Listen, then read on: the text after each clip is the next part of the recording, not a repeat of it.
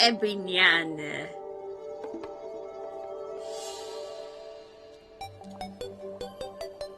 How is everyone doing today? It is me, the Skitty of Ace. And we are going to be doing some drawing.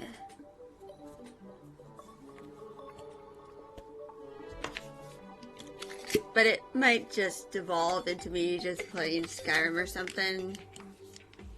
And I don't know.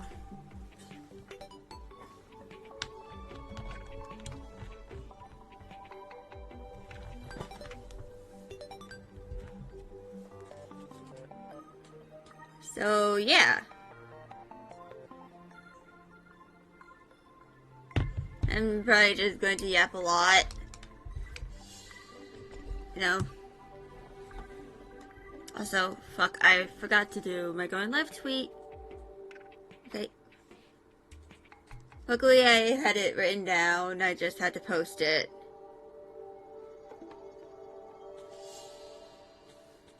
Okay. Here we go.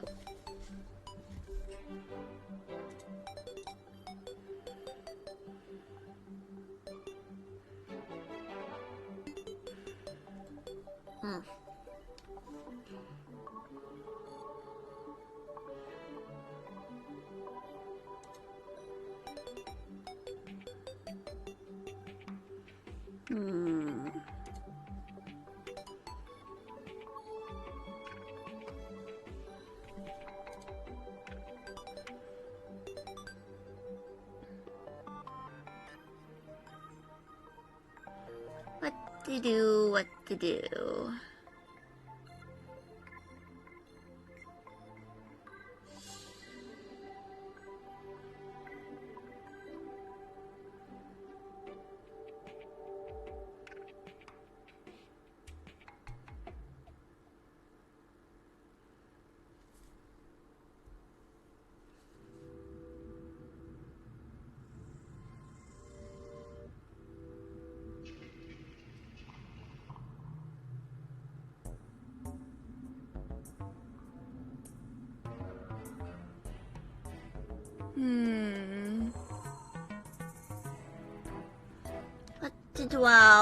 to do?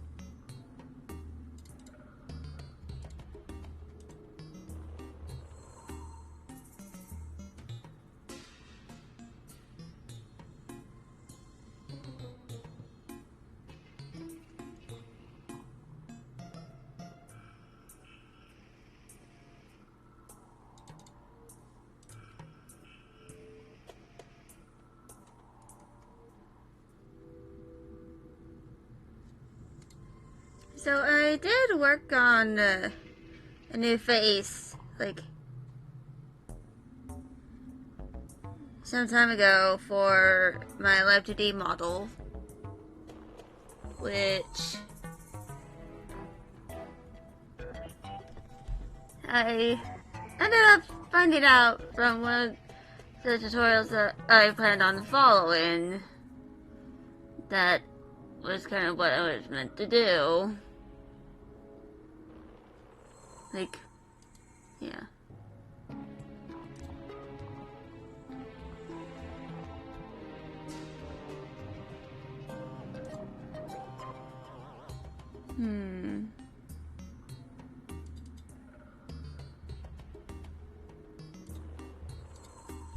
Actually, I think I'm going to work on this.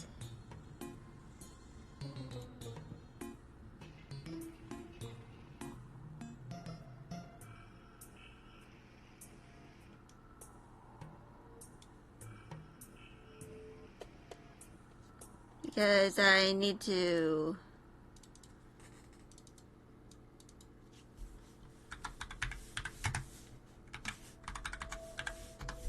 There we go.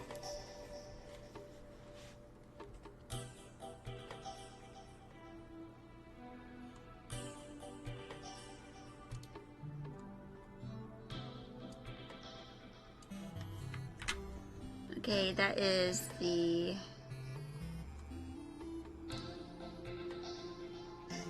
hairline color. Also, I just realized that I forgot to do her eyebrows.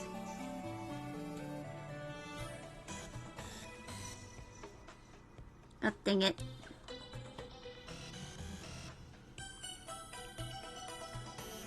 I can't believe I forgot to do her goddamn eyebrow. I was, you know. Sorry, Lily. It escaped my mind.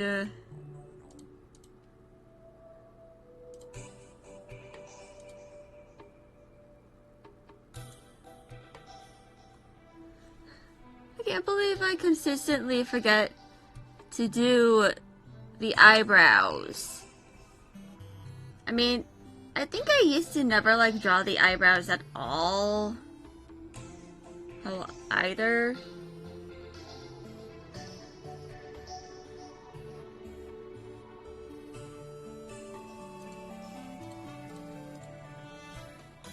Which is also kind of bad. You know? Unfortunately, I did the for gore. Fuck. That's the color I was meant to go with.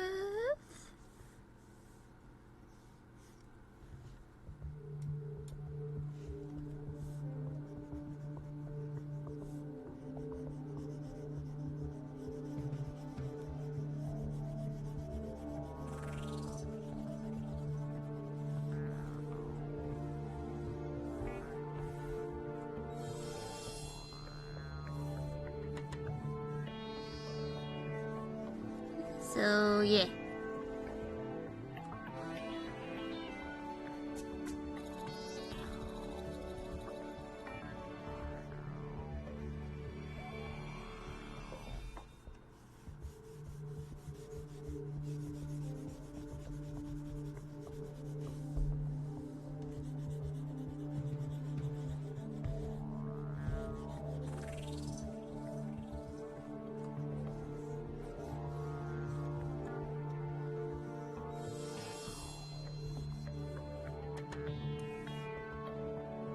And of course, the usual little shtick of having to like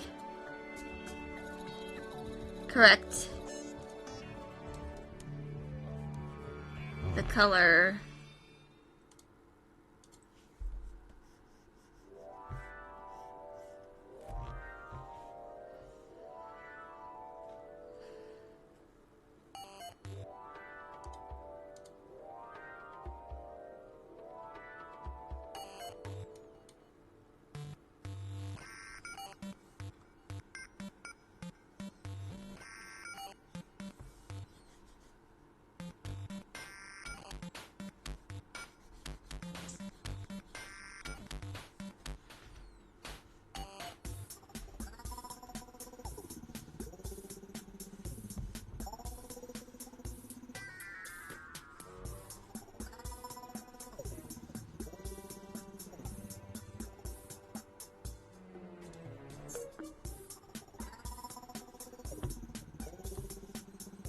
And correct the color here.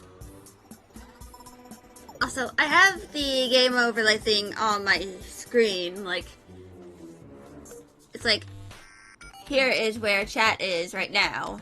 And here is like the thingy that like informs me of new follows and raids. But of course, y'all can't see it, for it is an overlay. Fuck. Wrong layer!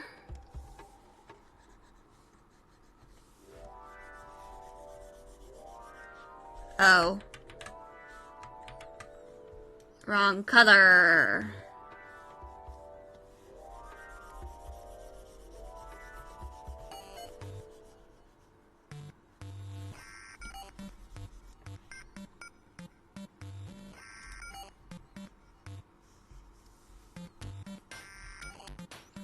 Also, I did move some of the VOD files over to my 4 TB drive.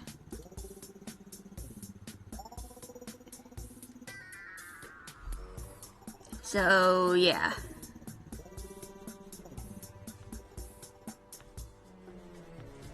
Which is very good.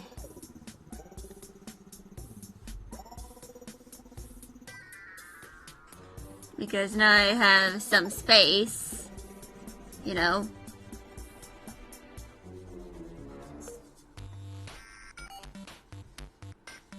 To like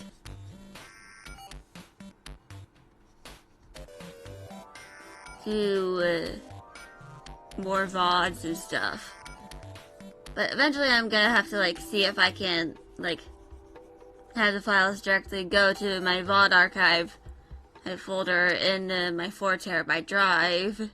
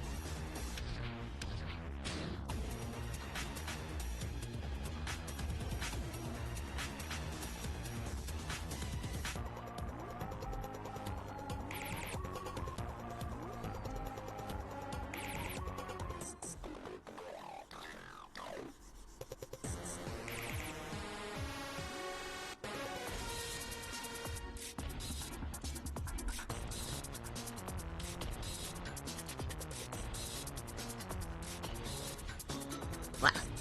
Round layer once again.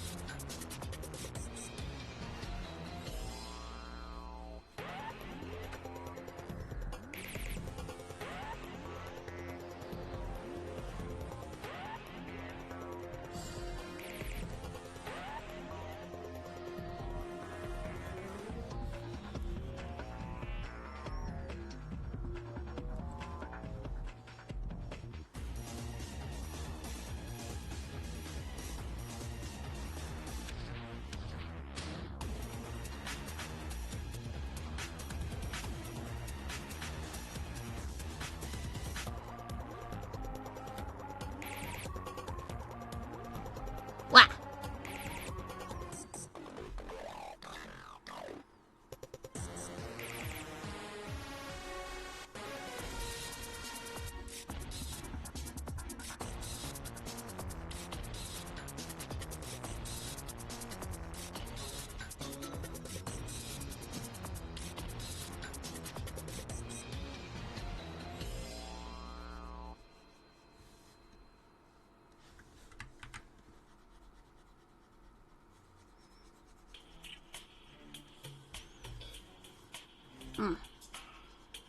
Little pup of the back.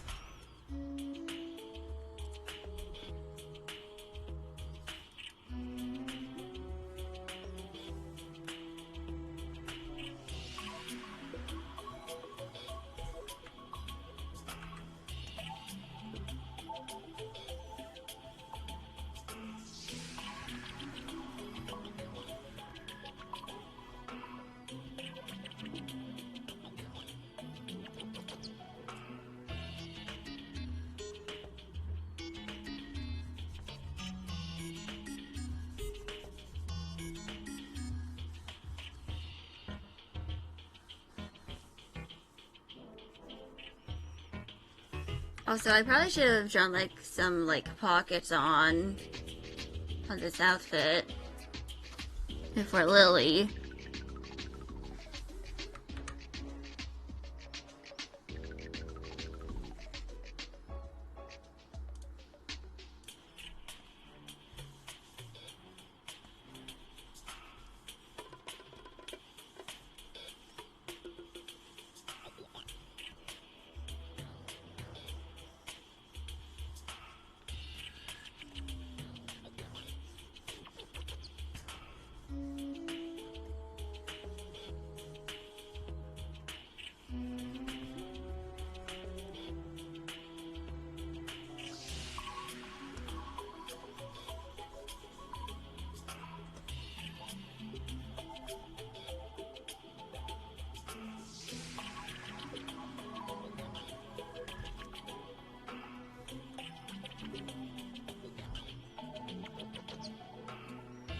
Now I gotta correct some of this color because some of it does not go to the edge.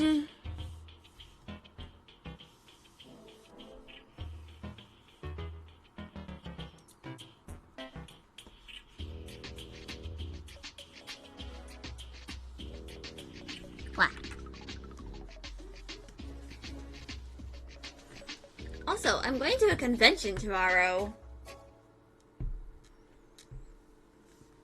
Luckily, my friend is able to come, and unfortunately, she already bought her ticket. So, my mom's excuse of just giving. My mom's plan of just having 2 tickets under the same name because my mom and I have the same name, and just giving hers to my friend and on the day of will not work.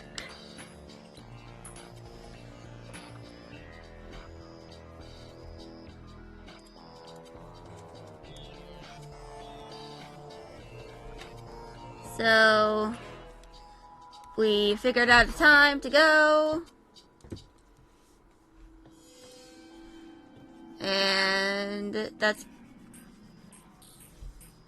I plan on showing off some of the stuff I got from the server. From the server, not from the server, to the server. Which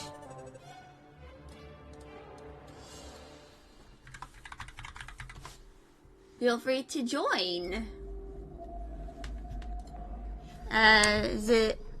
Just make sure to follow the rules and stuff, and be chill, and we will be fine.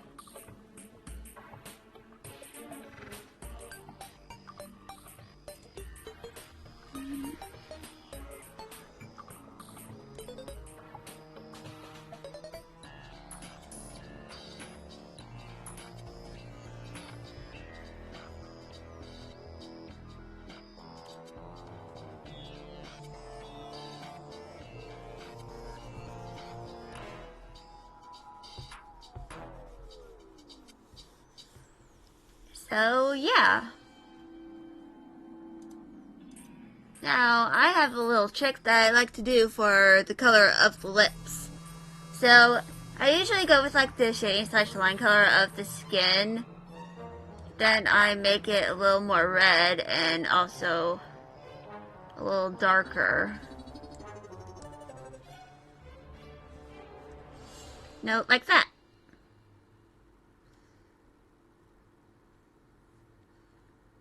And now,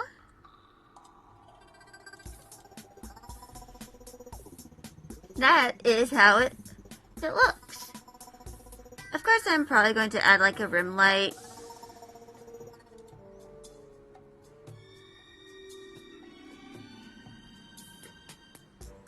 It's just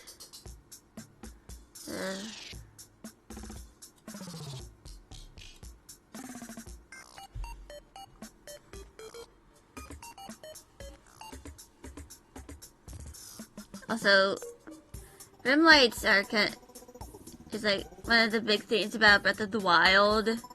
Its art style.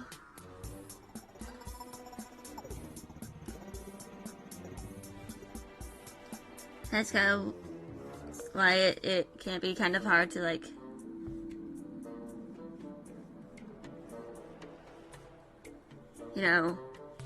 recreate it in 3D.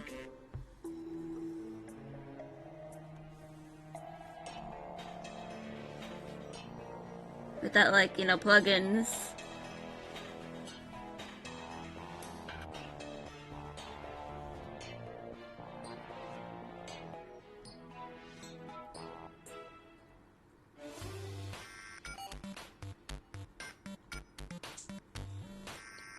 Okay, so now we do add a glow, lower the opacity.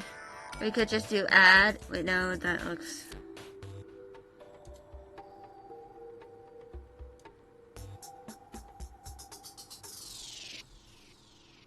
And now we do the teensiest blur.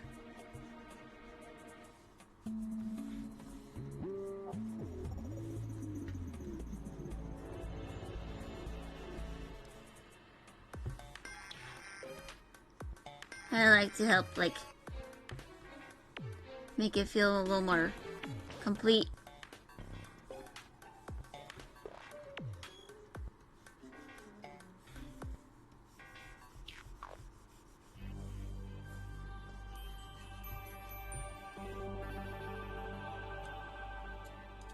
Actually,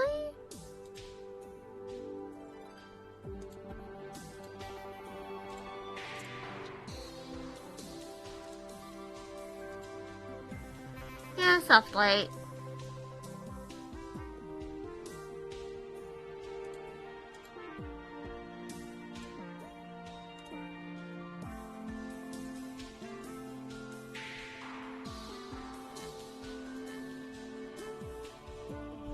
Also, the rim light is going to be like a little subtle.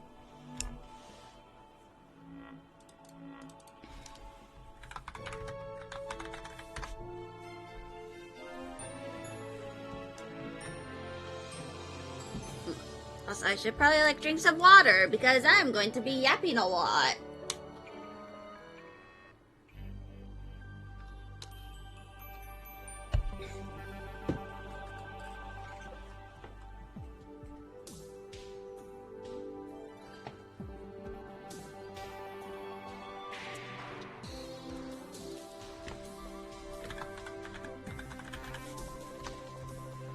And now for the highlight.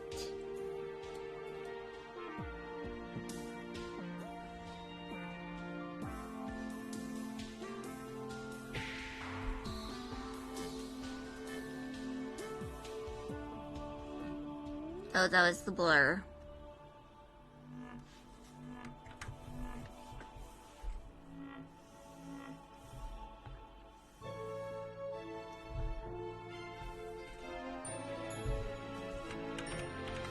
Actually,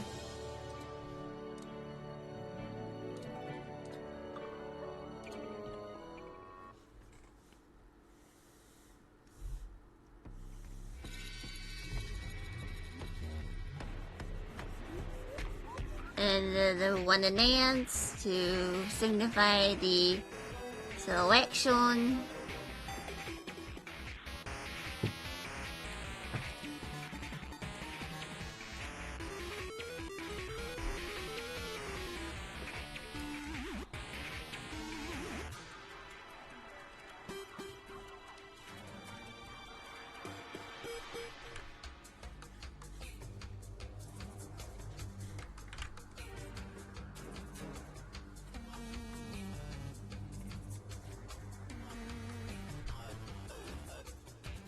And now the blur.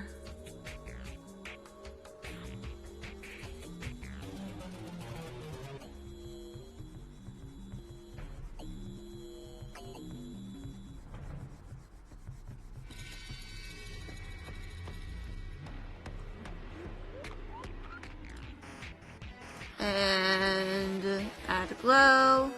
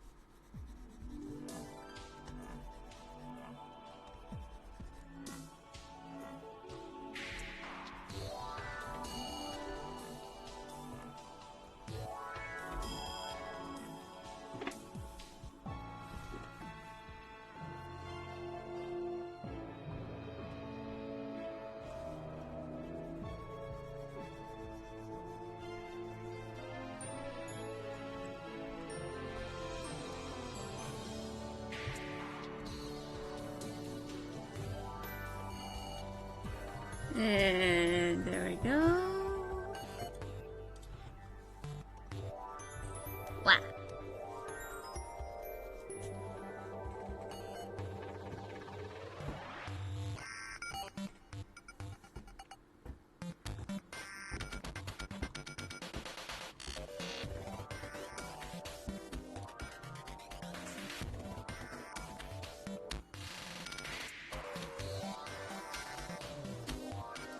Now the second pass.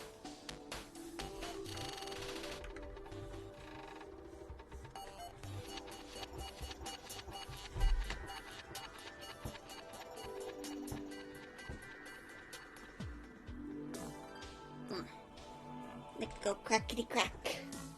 Crackety cracky crack.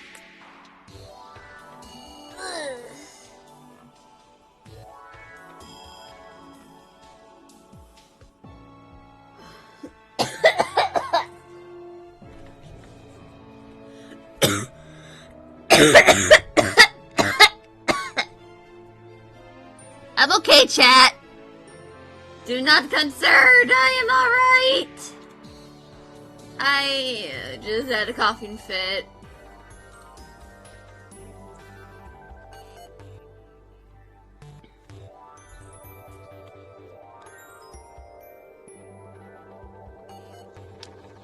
Actually, I might do some more of the rim light.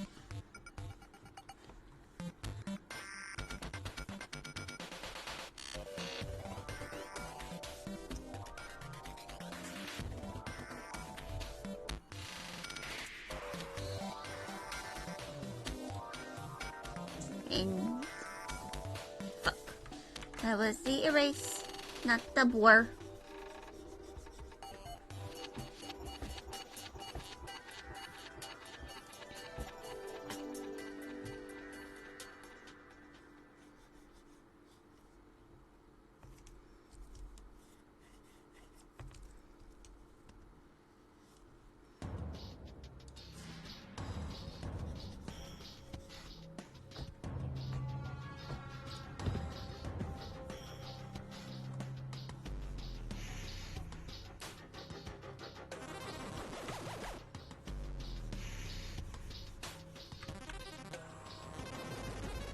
Okay.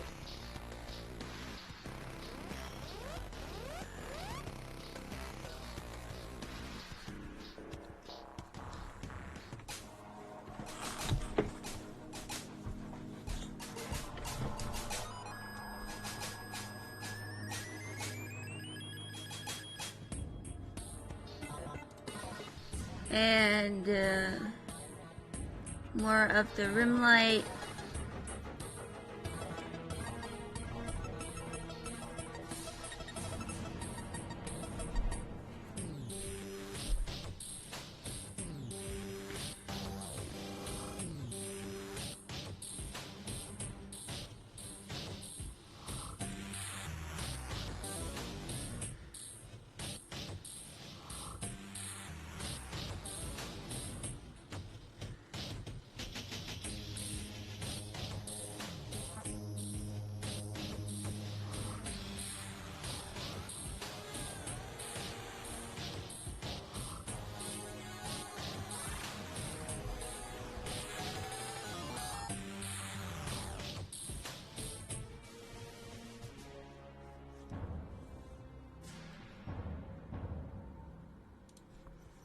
And more blur. More blur.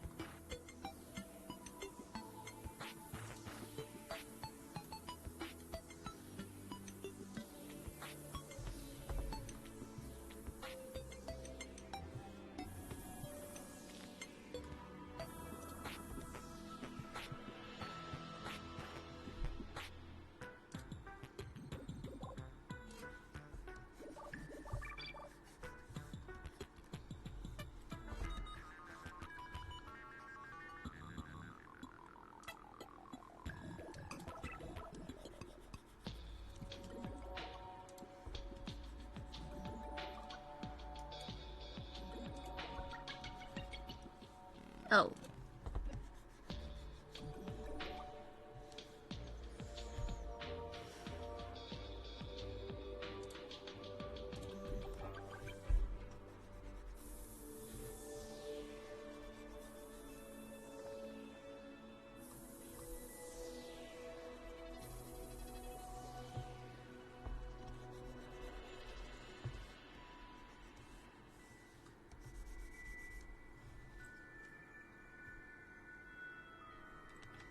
Hmm.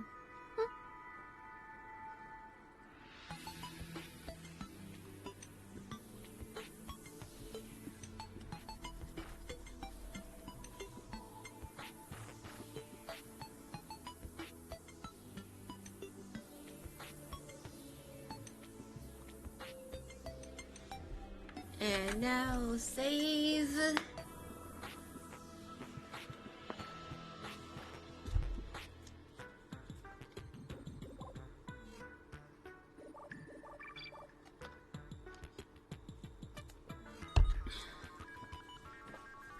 Hmm.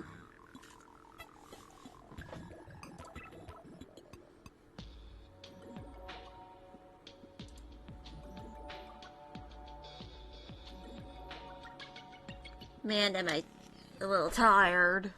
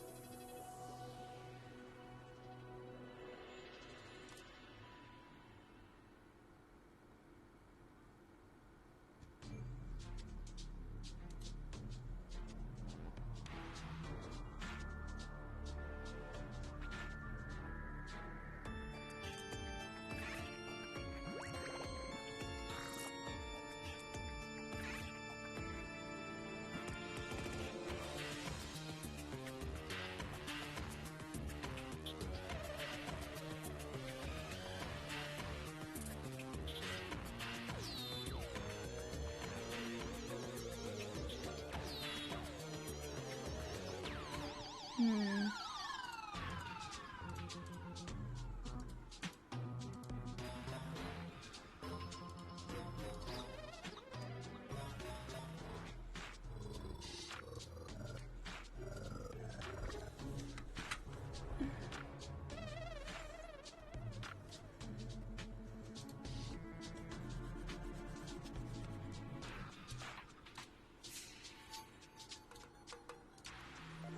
Okay, that looks way better.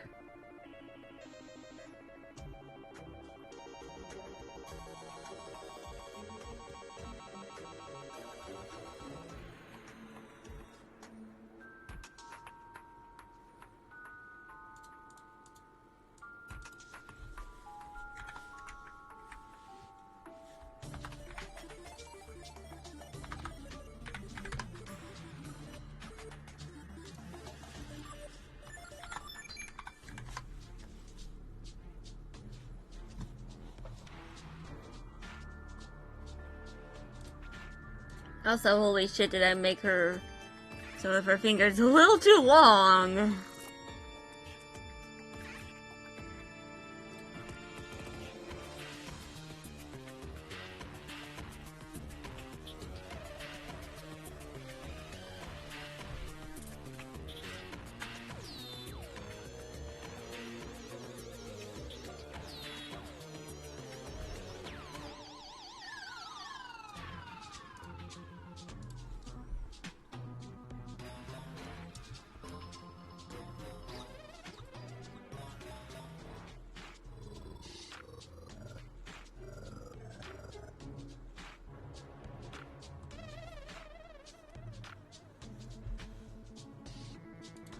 There we go.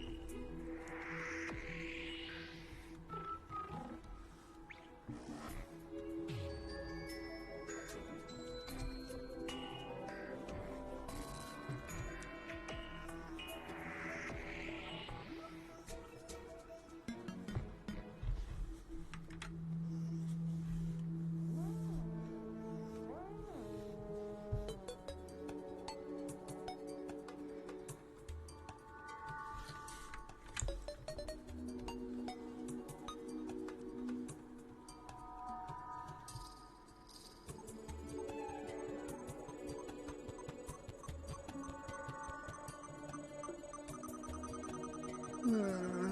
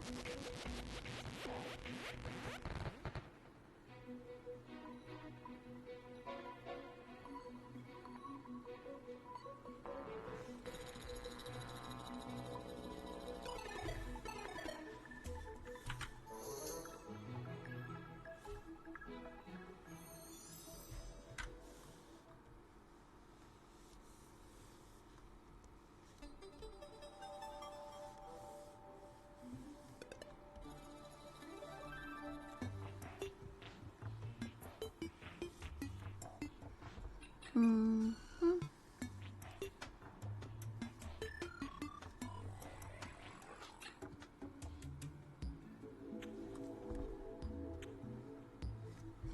Also, oh my god, I'm getting a little bit of cramps. Why?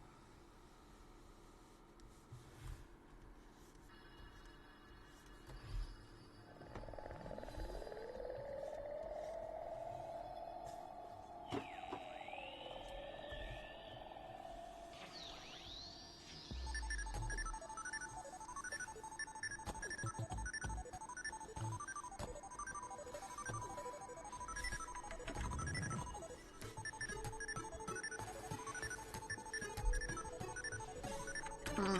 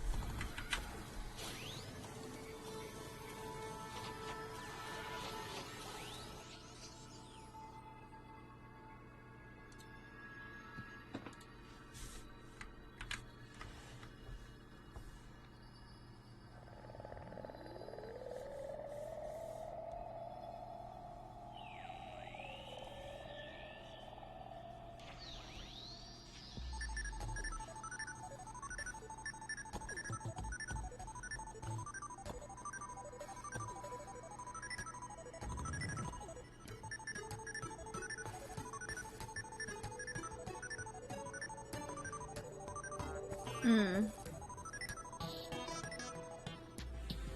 I might do an intermission in a little bit.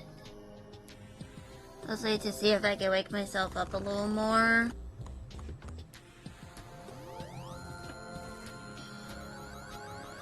Probably like do a little bit of stimming.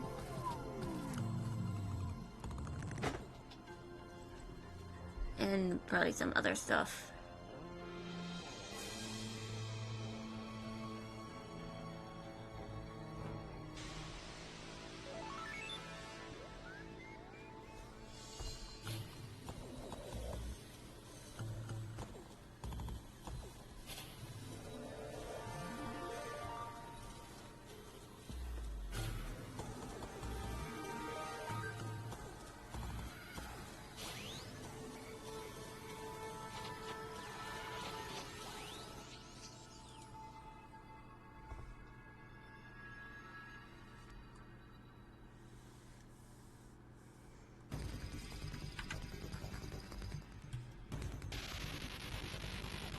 Okay.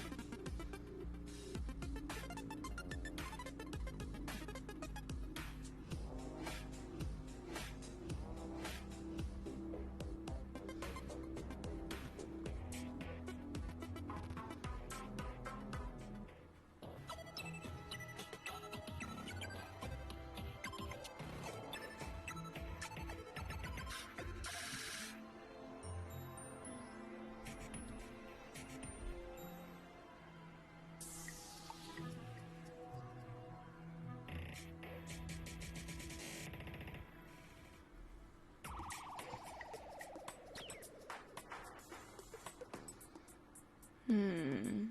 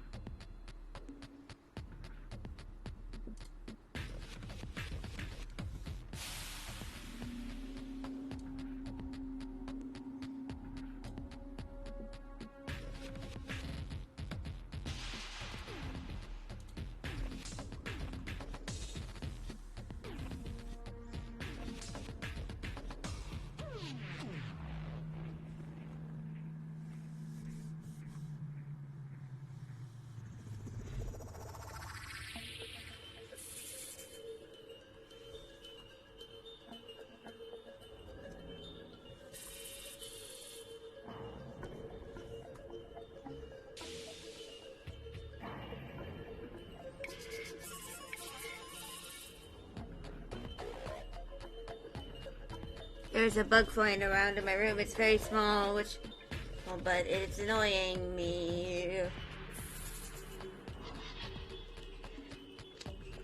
Fuck ass bug.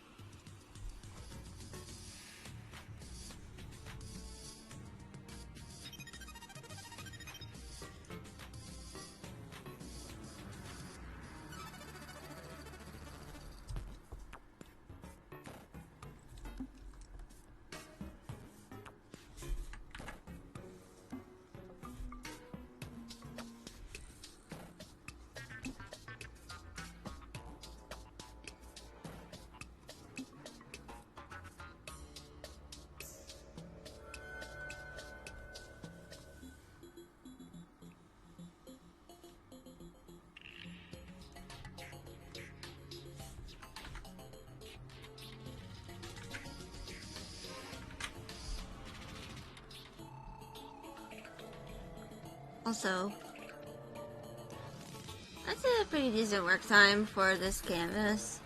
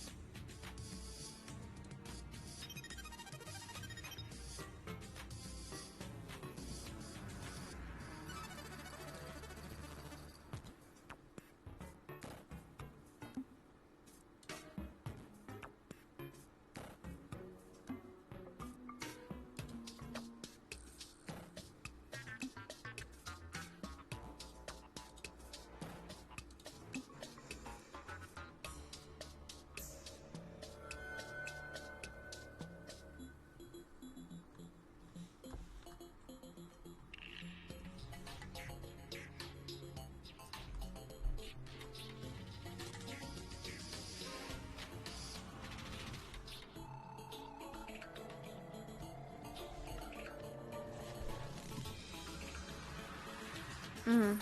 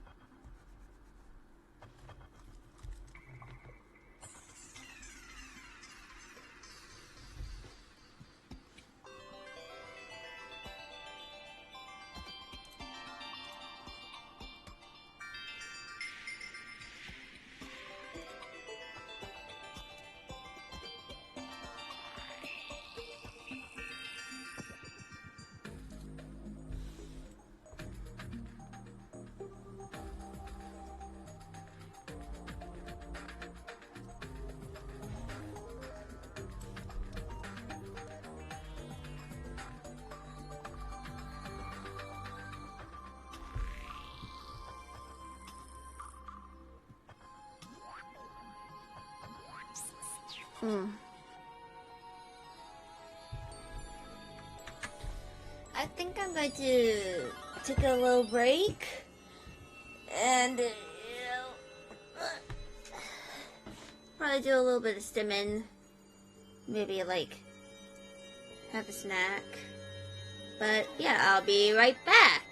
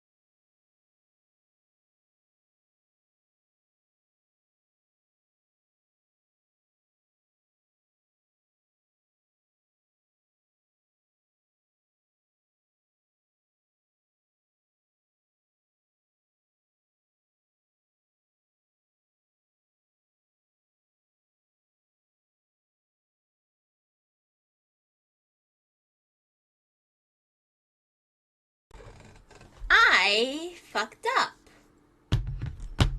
I think I accidentally put it on starting soon. Well, bummer.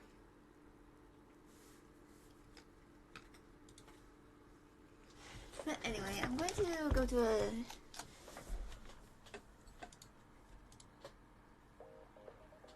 this.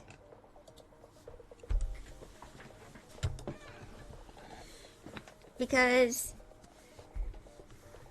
there's another character that I haven't shown on stream yet. Let's close those.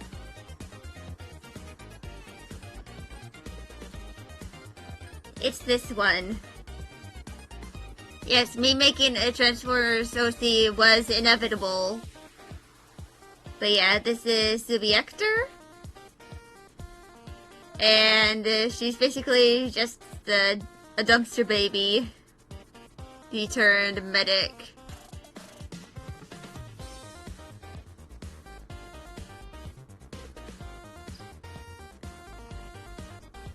Okay, she was just fucking found in the dead end. And just taken in.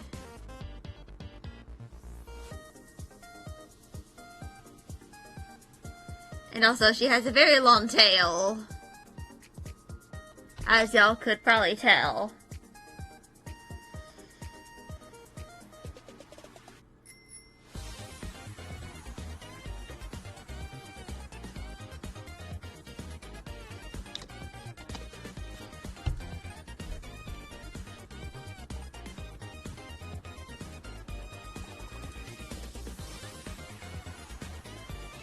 So yeah, and she does have a hull form too. In fact, let me show the original drawing I made of her hull form. And as you can see, her design has changed a little bit, mostly with like the colors. And the placement of said colors. But this is what her hull form used to look like. And this is what it looks like now. I mean, I'm probably going to like change to this skin color.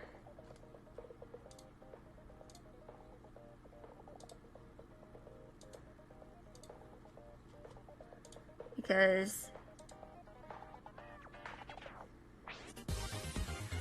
this one is, you know, not as pale.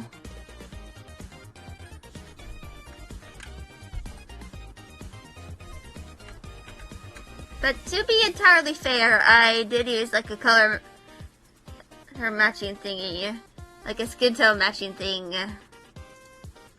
slash technique, in order to like get this skin tone.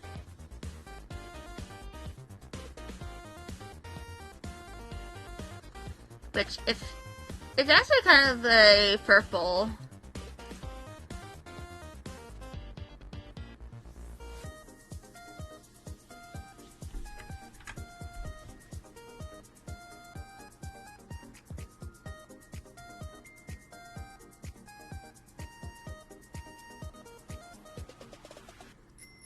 Actually, hold on.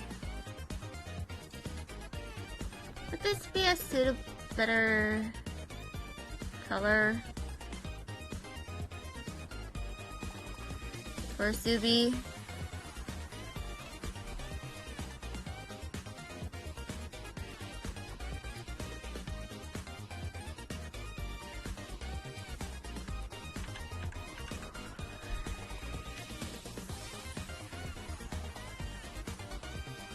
Oh. The color theory here is making this look very, very blue.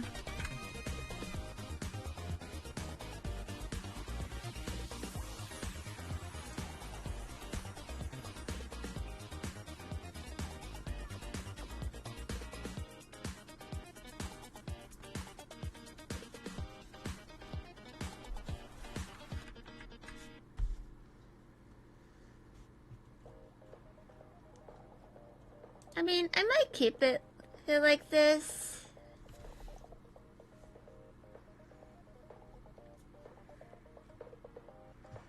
But yeah, this is Subi. She is the dumpster baby.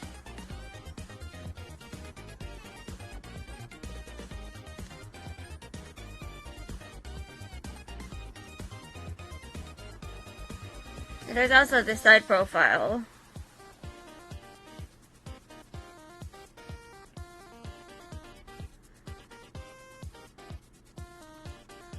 Which I kind of modified from this.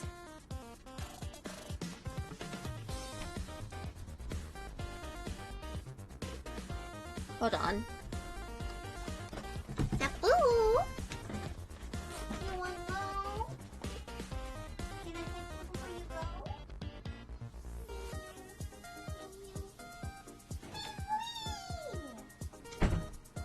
Okay. The Sabu has been released. Because that's what she asked for.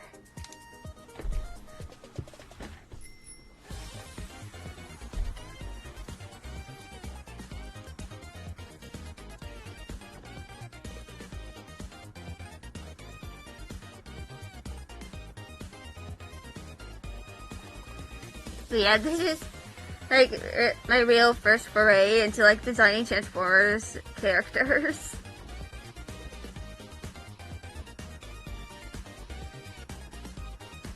But I do love her hull form.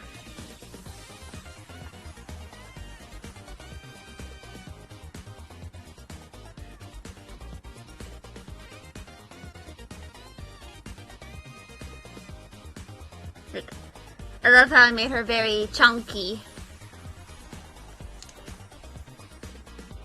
But look at her. She's adorable. Just look at her. Look at her. Also, yes, this color is the same as this color. I made her a fucking redhead. Quite literally.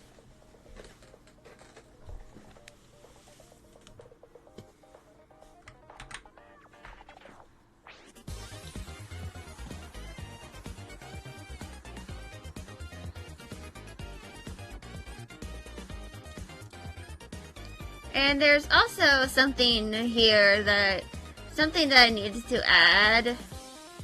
I just haven't figured out the placement for. It's her Decepticon insignia. I kind of wanted to make it a little conspicuous.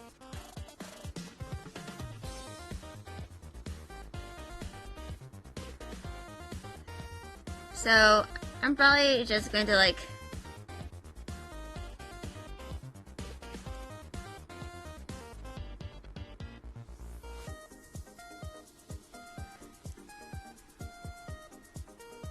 I'm just going to make it a little heart.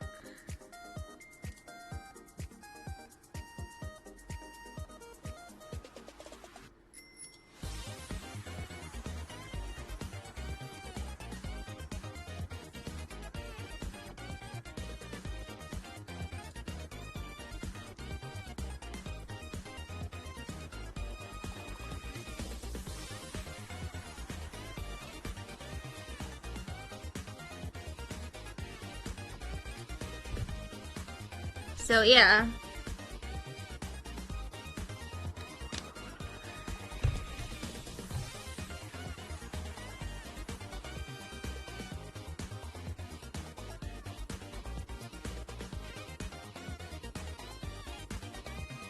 Basically,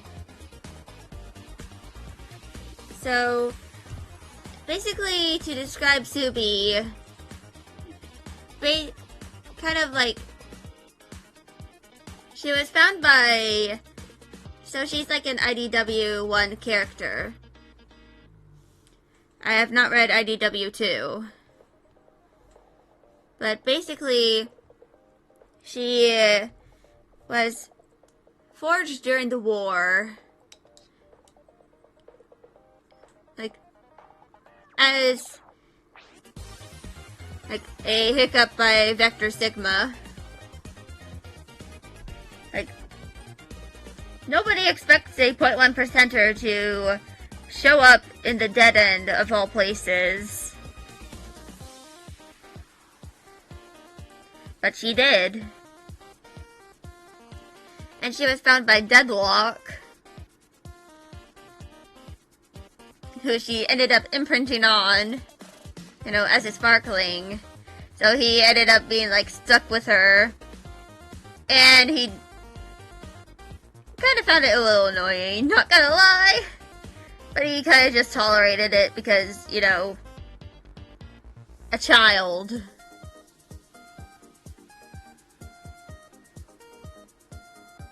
But yeah, eventually she kind of gets in the middle of some shenanigans. Like, during her initiation, she kind of, like,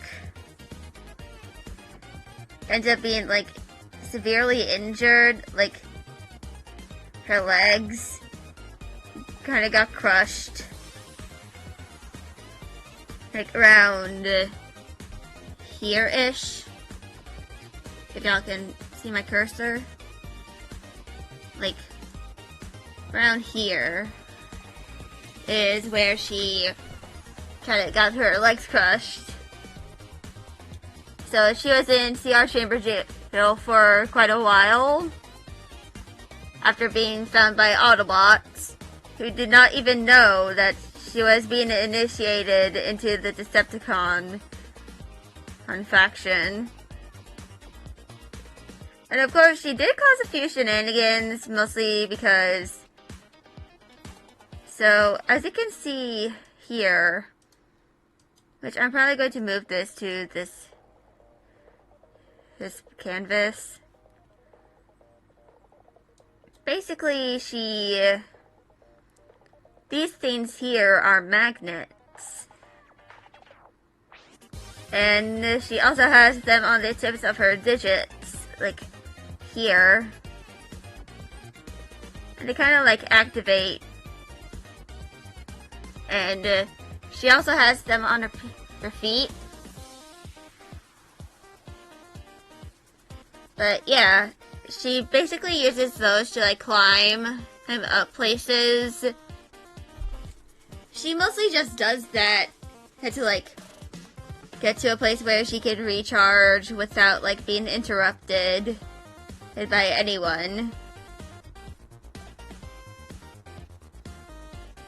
And it led to many shenanigans because she liked doing it when two of the people guarding her, like, making sure she doesn't, you know, do any dumb stuff that kids do. But they often, like, ended up bantering with each other, not realizing, and not looking at her, and she was just like, ah yes, I'm going to mess with them. Then just climbed up something that is taller than her, and just waited until they realized where she went. And also, for anyone wondering what these are, like on her arms and legs, those house cables, which she can use to like suspend herself from like something. Also, fucking ant on my arm. And also, she can use those to like restrain people. Or, how she likes to use them, grab two people by the helmets and just bonk their heads into each other if they're arguing, being too much for her. Like, too much. They're arguing so much for too long and she gets annoyed. So she just bonks their heads together. Because that's what this Minibot does.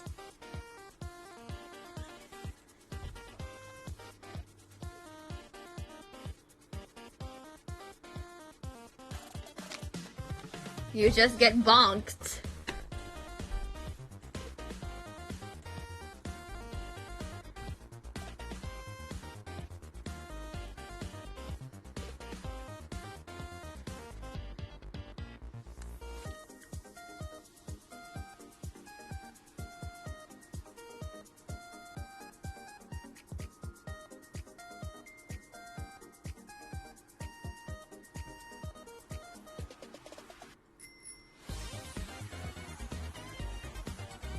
So yeah.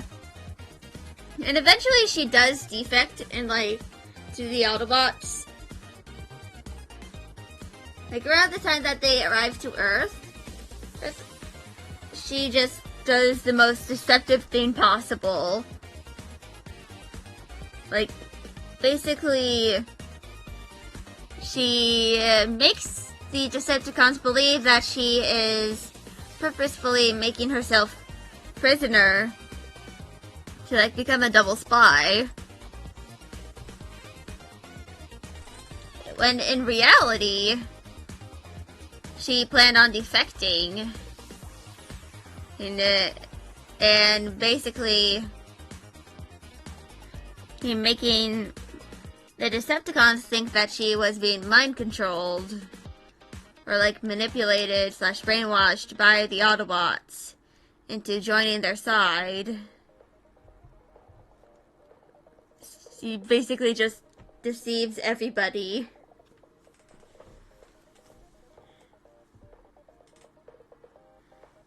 Because that's what you have to do sometimes.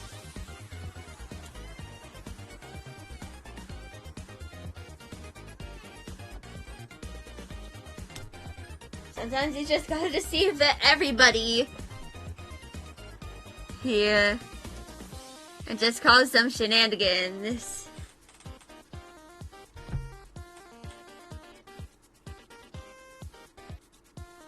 And then they end up realizing, oh shit, that the medic actually, he defected.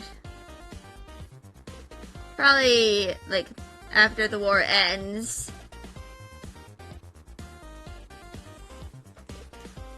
And she kind of, like, just says, yeah, I defected. What you gonna do about it? The war is over.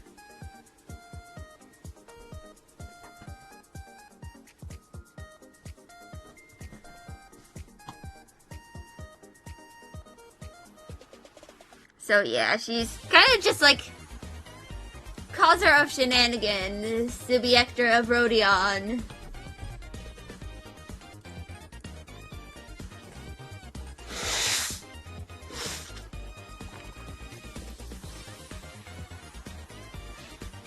And of course, when she defects to the Autobots, she does kind of have like her appearance modified because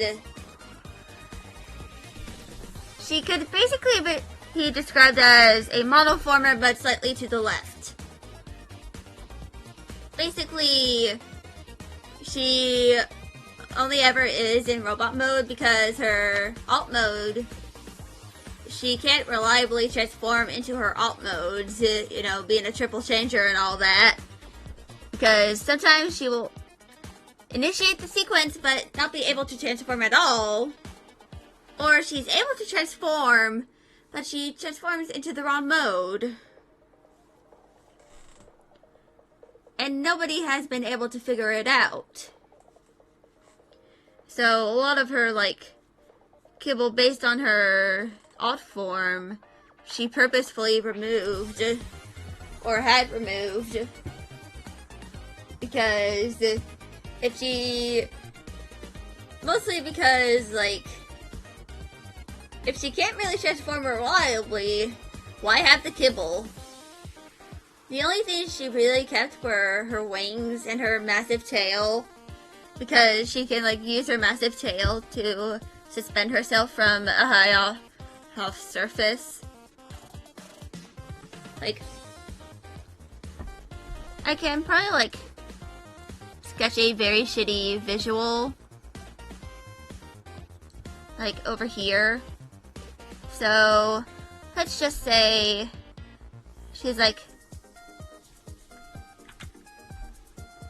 let's just say she has to, like, operate on someone that's, like, triple her size. Something that she often does because she's a minicon and was once assigned to the Phase Sixers, which she never did again. So, her usual, like, setup is, like, so, she kind of, like, so her tail kind of wraps around like this, and, like,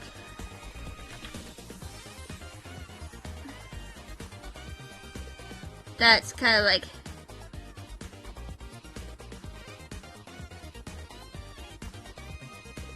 sorry for the very shitty visual, but that's basically what she's kind of like doing. So she kind of looks like a cat, you know. And this is because she once fell into an open chassis. AKA, hey, she accidentally fell into someone's open chest and kind of had to crawl herself out. Covered in their blood, basically. And she was just like, never again. And it, like, if she does not have the full thingy, she has someone who, like, gives her permission to, like, wrap her, you know, cables or tail around, like, their arm or their torso.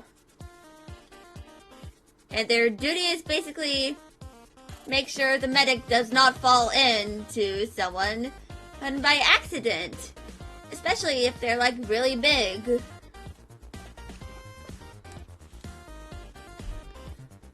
But anyway, that's kind of just, like,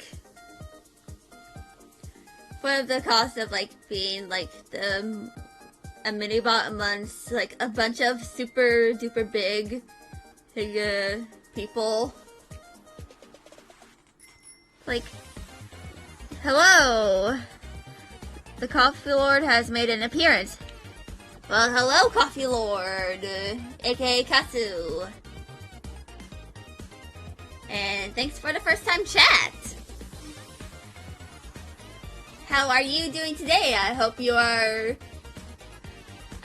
enjoy me yapping about my Transformers OC.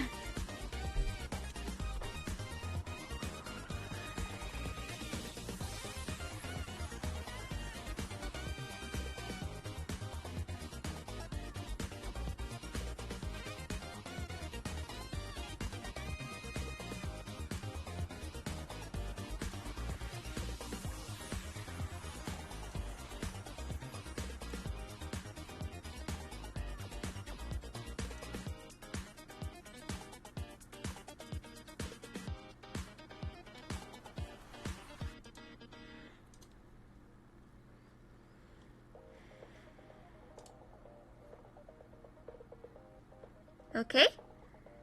Yeah. Bit of issues with your eyes, but still, I've been standing. I'm doing pretty well. I am a little tired, but to be fair, and I'm just jawing until either my brain fries, which is probably going to happen, but if that happens, I'm probably going to switch to, like, a game, probably like Skyrim or Etrian Odyssey.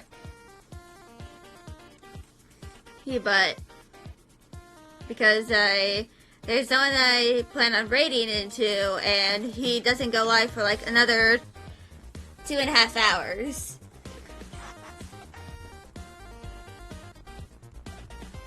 Because he's having his subathon. And usually I'm not even able to raid into him at all. Because he starts his streams pretty late for me. Like, he usually goes live around like 10 or 11 for me. Yeah. I mean, I've been going at it for like an hour and a half already, so yeah. And also, I've been ever since I,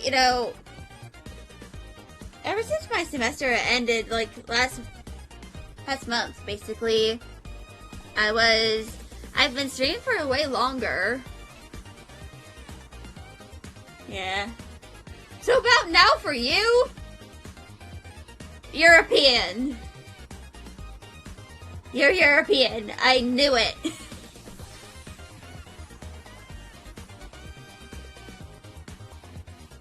Okay, 2139 for you. Okay.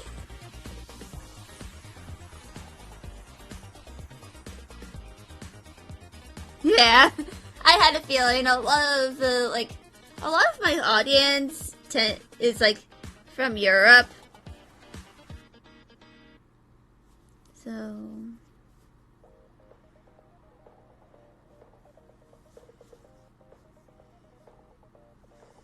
you're like 8 hours ahead of me.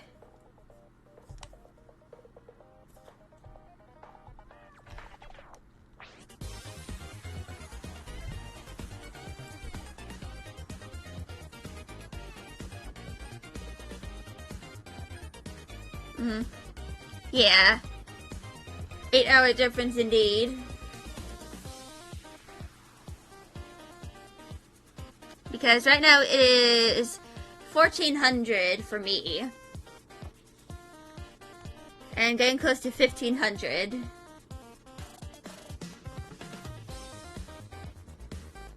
So like 7-hour difference. Close to a like 7 to 8 hour difference.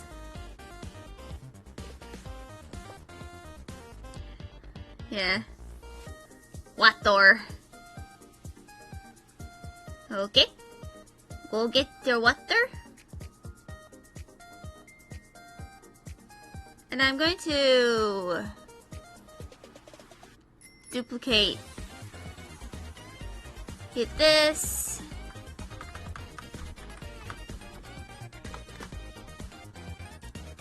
Welcome back.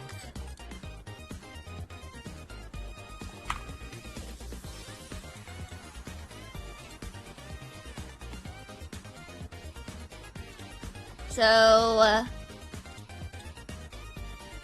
now I just shift and then transfer. Yeah, that was like a few seconds.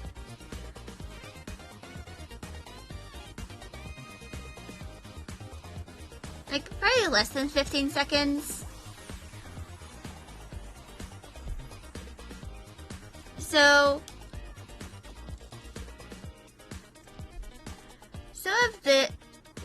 So like after Subiector defects to the Autobots, she kind of like, yeah, water speed run at 8%. Yep, pretty much.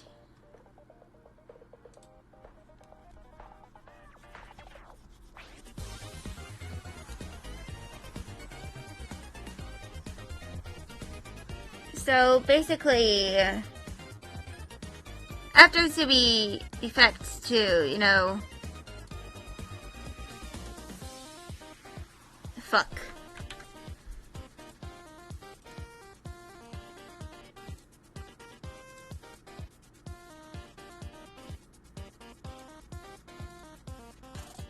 So basically, after Subiector defects to the Autobots, she kind of like has her appearance changed a little bit.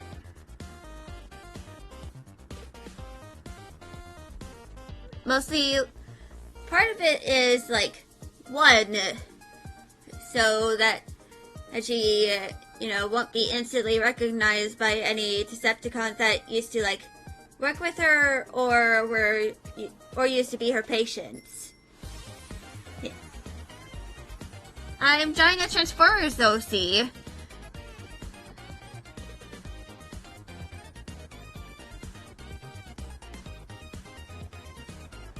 So her name is Subiector, and she's like,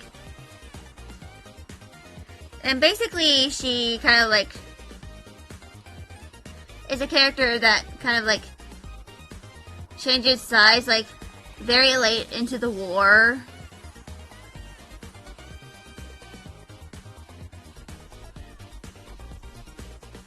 Like, after, like, kind of, like, encountering the one who raised her, who also defected.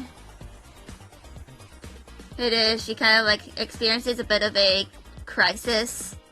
Yeah. Well, that's not exactly, like... It can change, like... Sometimes certain characters, like... can turn into, like, tanks.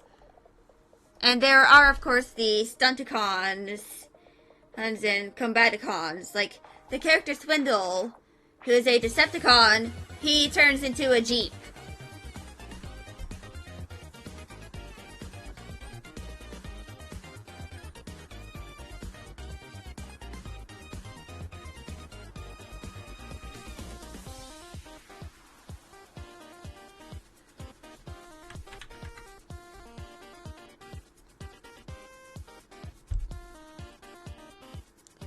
But yeah, it's a little more nuanced than just cars and, you know, planes.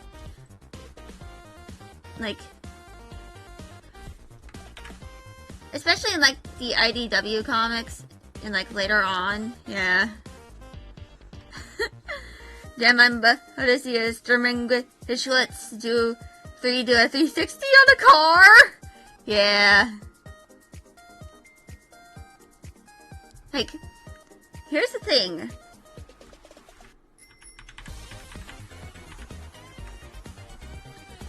Like, Megatron, I remember that he used to turn into a gun, and Optimus once, like, purposefully transformed him into a gun.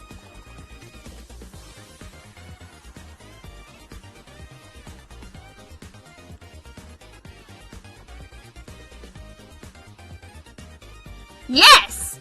He used to turn into a gun!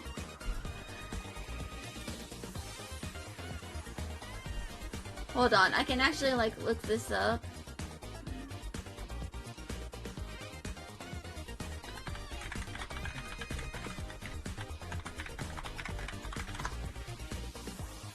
Let's see if I can, like...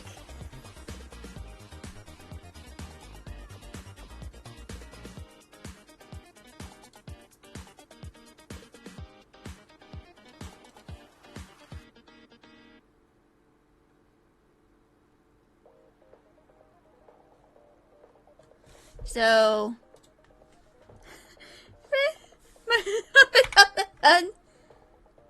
yeah, so basically this is Soundwave holding Megatron as a gun.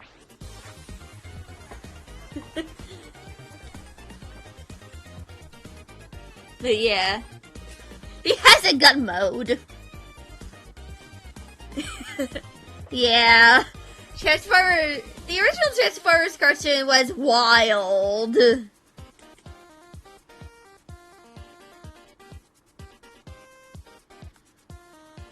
Like, very much wild. Like, I remember because Hasbro used to have a TV channel called The Hub. And it's not that kind of hub. Hub that many refer to it as, but this was like Hasbro's official channel before it eventually, you know, retired. And they used to like show some of the original little cartoons from like the 80s that my dad watched as a kid. One of them was, of course, Transformers, but the other was Jem and the Holograms, like J-E-M. Not G-E-M, like Jem and the Holograms. And I remember watching both of those as a kid, like some of the episodes. But, yeah, I remember, like, one of the episodes, they literally were painting the Statue of Liberty green. Which, by the way, for those who don't know the science behind this, The Statue of Liberty is made out of copper. It was a gift from France. And copper, over time, oxidizes. And copper oxide is green in color. Yeah.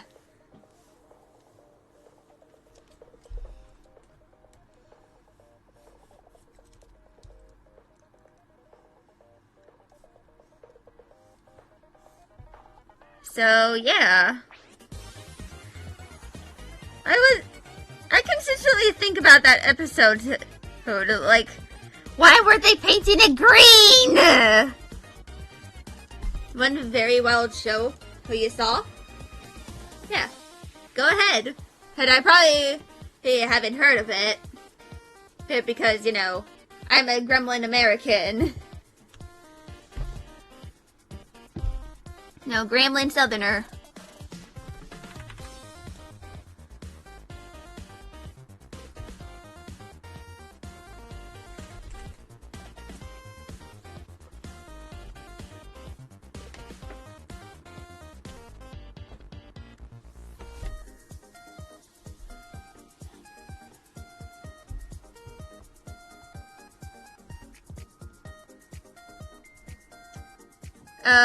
Okay, so the show is about Claudia, who is a Valkyrie, and the Valkyries fly historical planes to fight these enemy aliens type of stuff.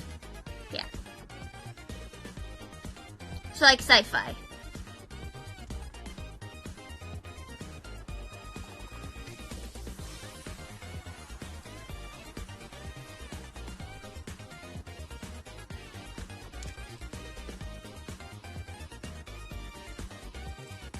So I'm going to pull up the gesture run I did some time ago.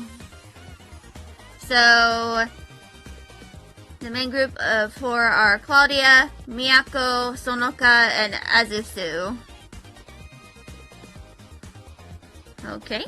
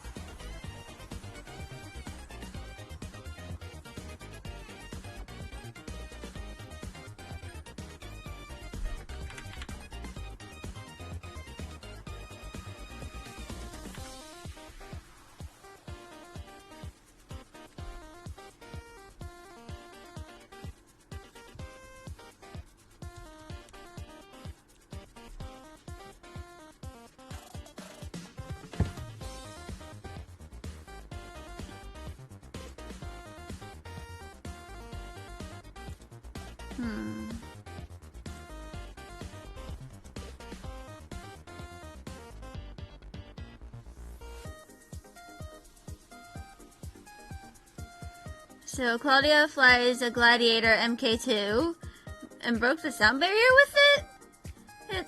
Miyako flies a Hi-44 to Otsu. Sonoka flies an MC-72 and Azusu flies an HE-100. So Miyako has tank cannons on hers. How would that be possible? Like, realistically speaking, how would you put tank cannons on a plane? Claudia breaking the sound barrier.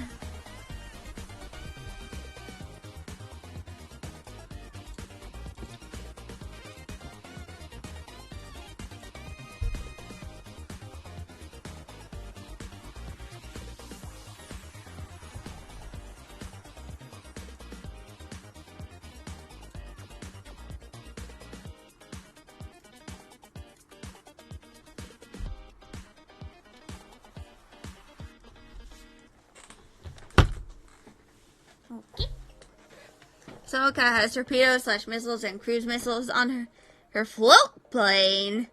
Can't even take off from a runway? What the fuck?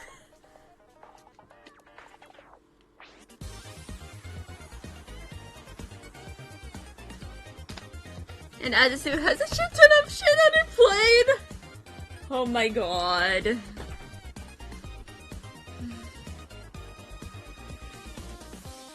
Like hundreds of honing missiles. Oh my god, that's a lot of missiles. An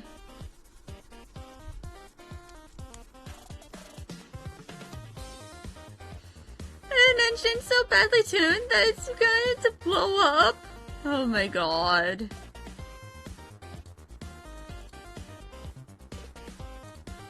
Okay. And what other stuff indeed?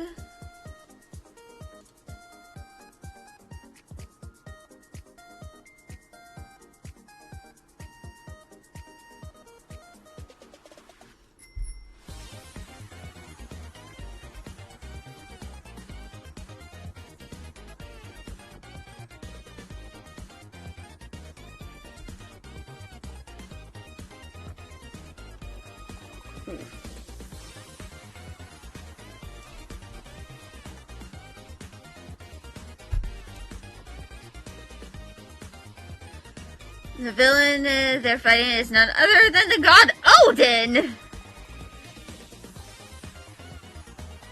I mean, as someone who has, like, Nordic ancestry, like, I literally have ancestors who came from Sigdal Valley in Norway.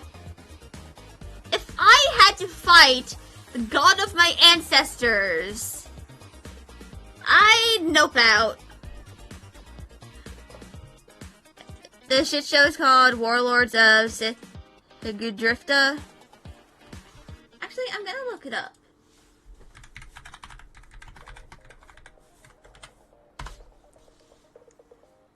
Oh, it's an anime. And on Crunchyroll. Oh, it started in 2020. And it was a... Okay. So, in Japanese, it's translated to Battle when Higurdrifa.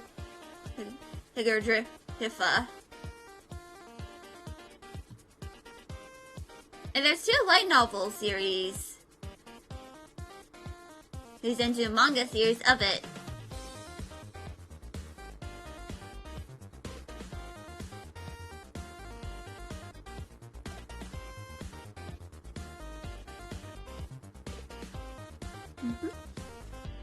So, I'm looking at it on Wikipedia.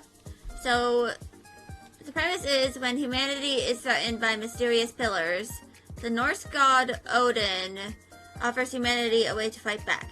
Young female pilots called Valkyries, each piloting a special magically enhanced plane capable of fighting this mysterious new foe.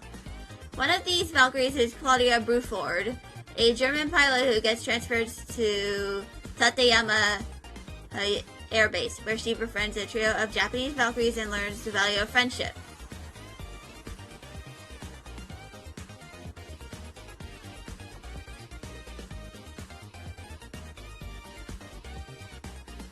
Yeah. Historical detail. Yeah.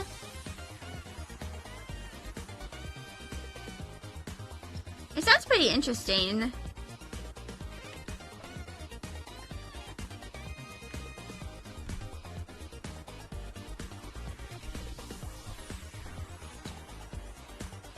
Also, apparently the manga is still running. But it only has 2 volumes.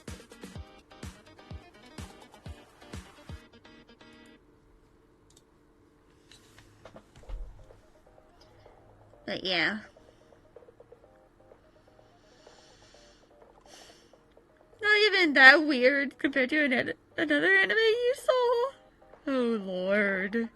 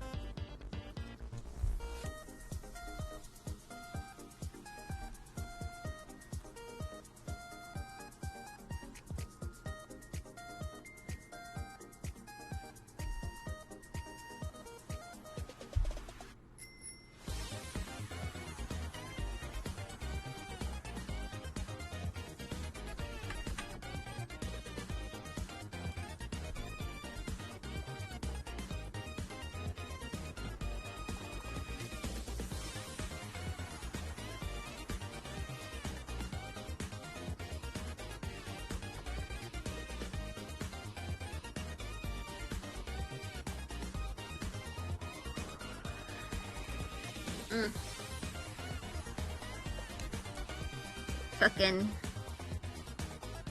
allergies. I dread the summer.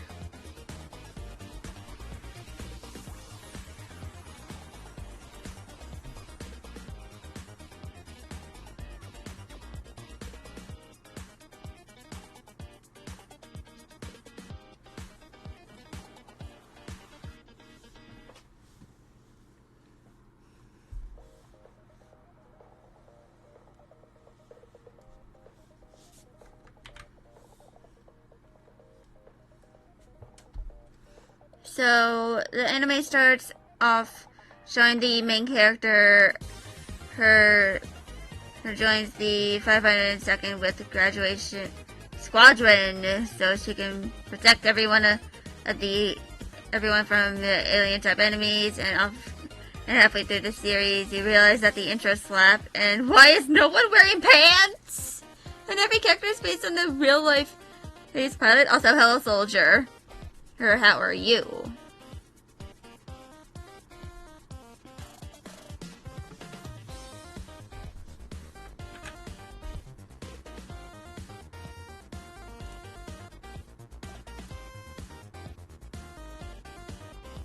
So let's move away the gesture. What am I cooking? A Transformers OC. The theme is called Strike Witches. Ooh.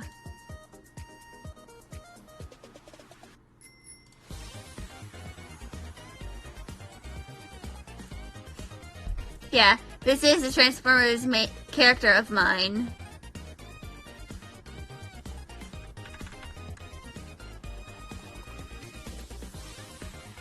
Actually, I should probably, I have a bunch of Transformers art saved on Pinterest. I should probably, look at that.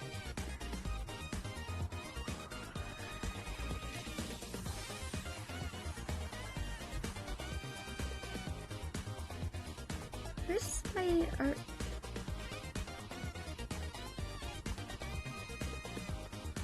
Yeah. Japanese or no knees?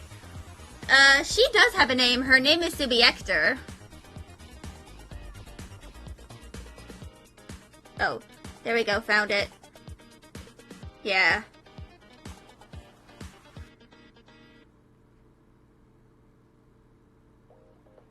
Okay.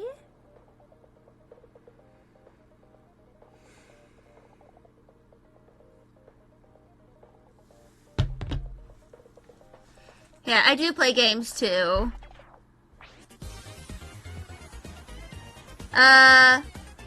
I don't know you that well, so probably not.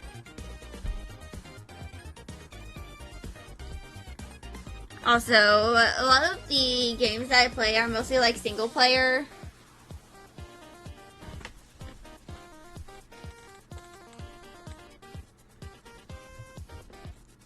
Like,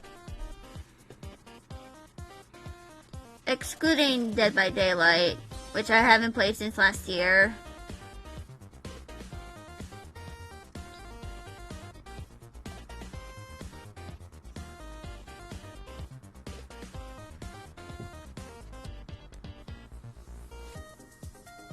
Yeah. Yeah, that is understandable.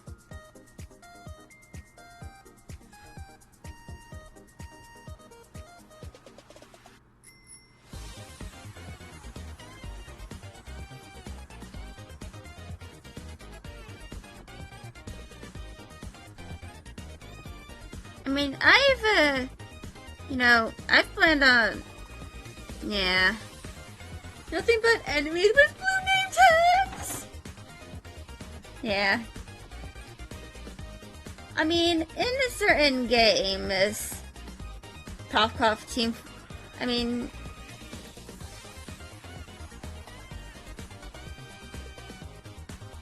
I have, I never really played multiplayer games.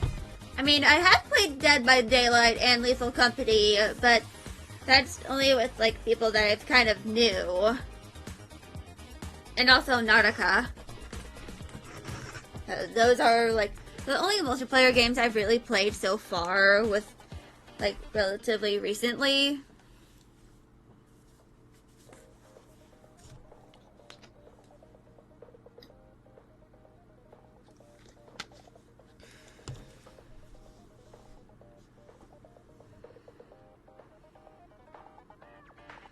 Gotta go before Greenbird breaks into your house and steals your knees. Alright. See you later, Kasu!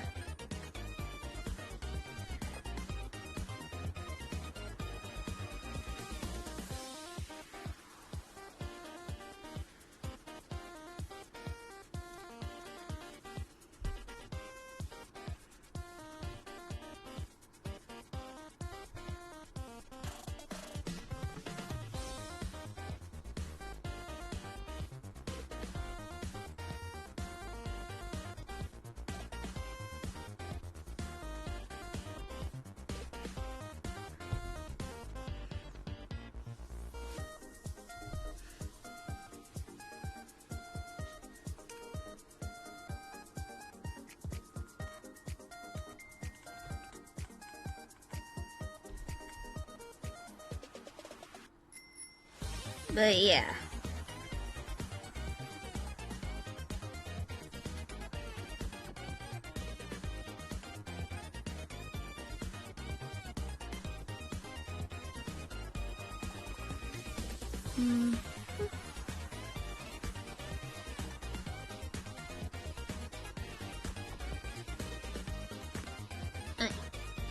Go do the neck quacks.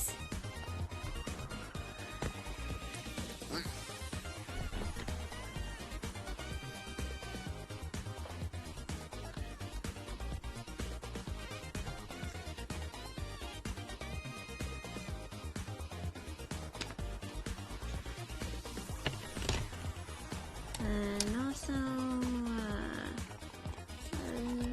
this up.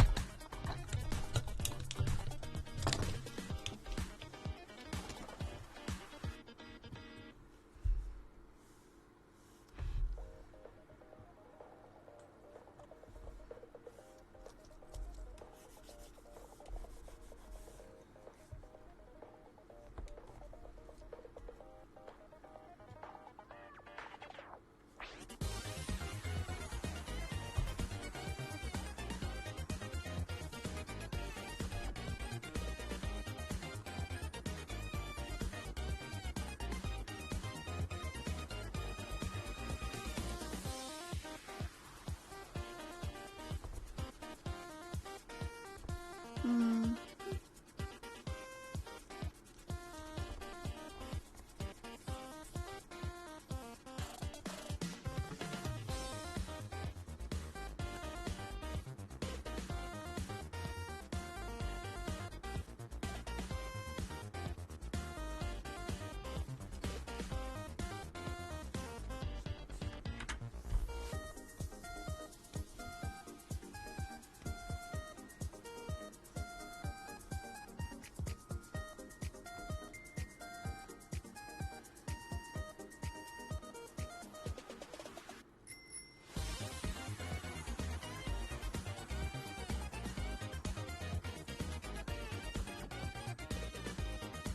Hmm.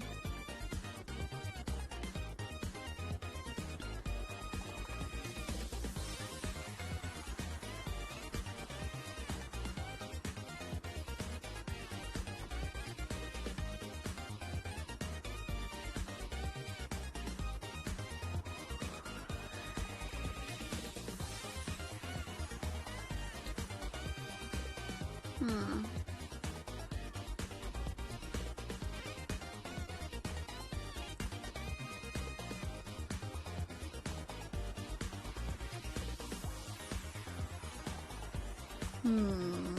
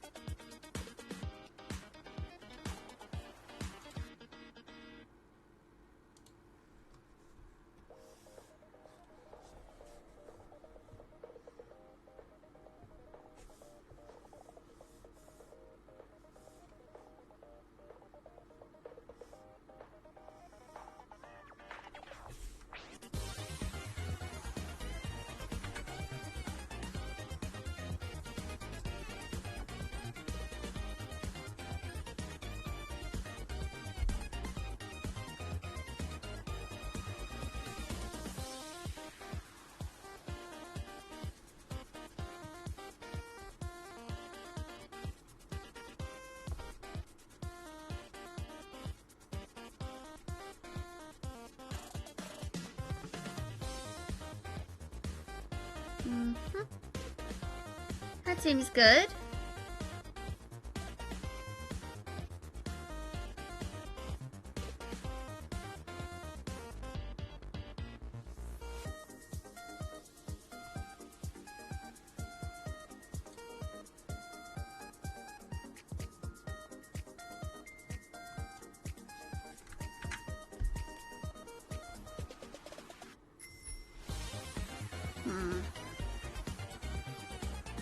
Actually, I'm going to do an intermission now. Because I need to use the bathroom and all that. And also, I ran out of water, so I need to get a new one. So, I'll be right back. See y'all in a bit.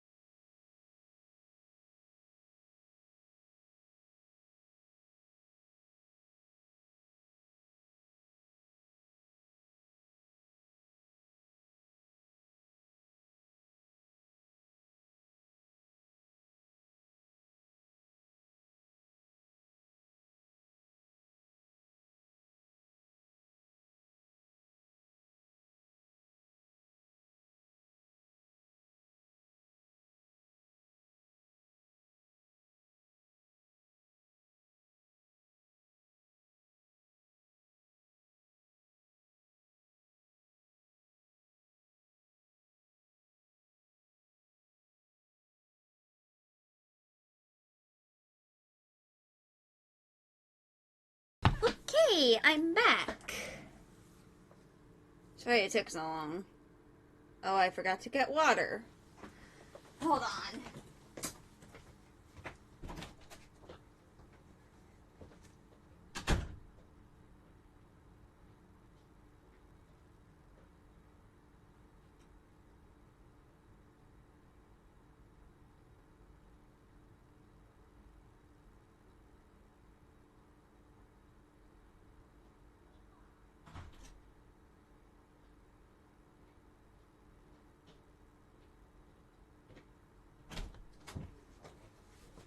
I have water.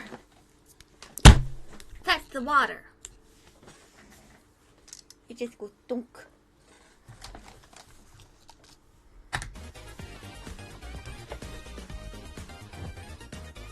So yeah, let's continue working on this little goof.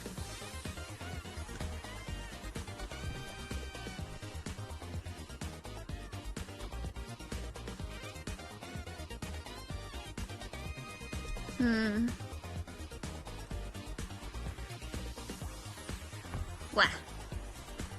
Why is...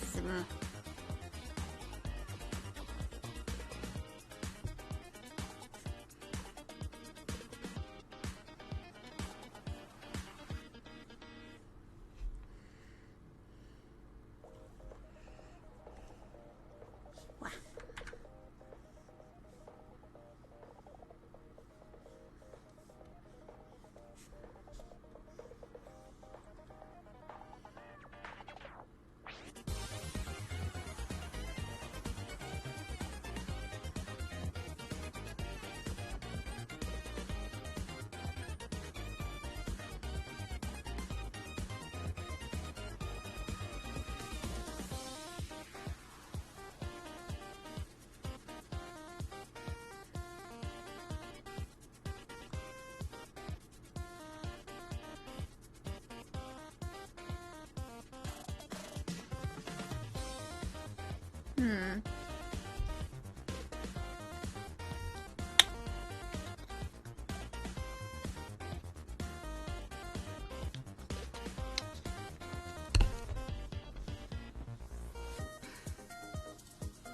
Sweet, sweet hydration.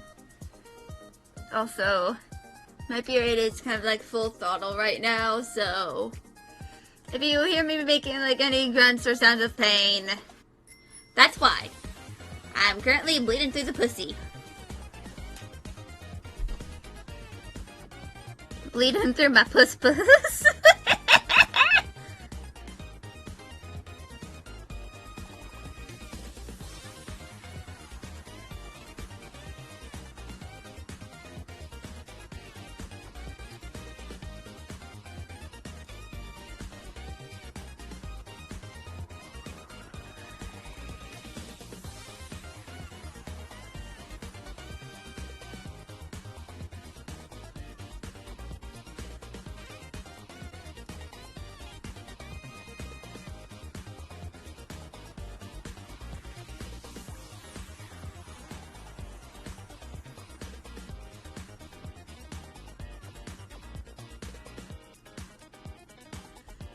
I mean, I might, like, slightly alter some of her colors.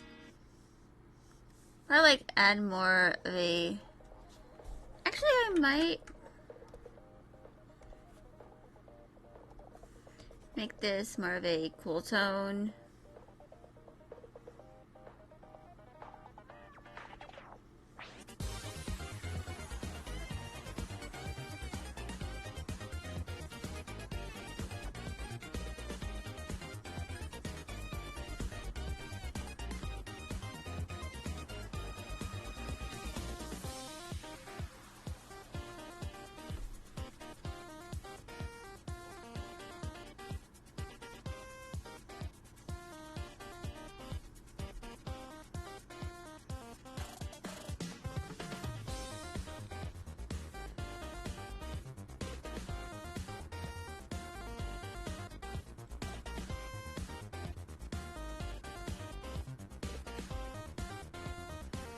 I mean, I might just change her helmet completely Yeah, to make it look more like a kind of like Predacon helmet. Like, make it look more like the, you know, face of a wolf.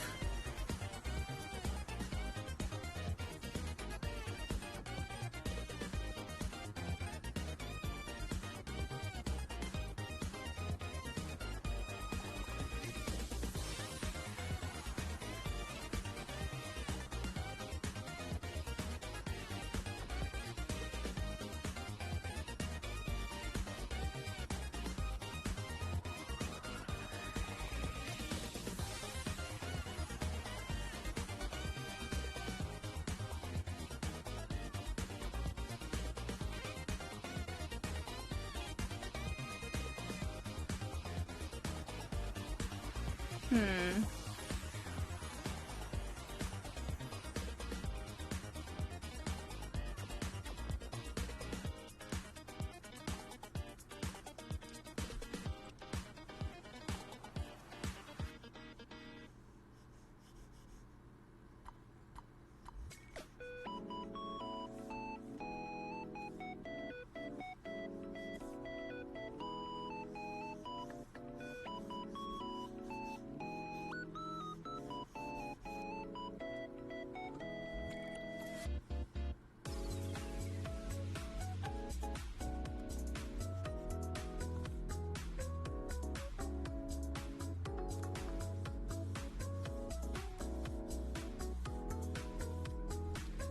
I mean, like, I'm probably just going to give her, like, a generally more cooler color scheme.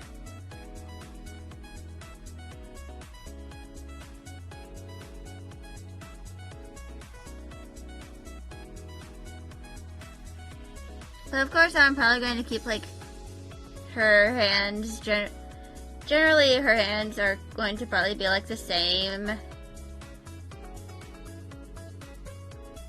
Like, in terms of, like, concept.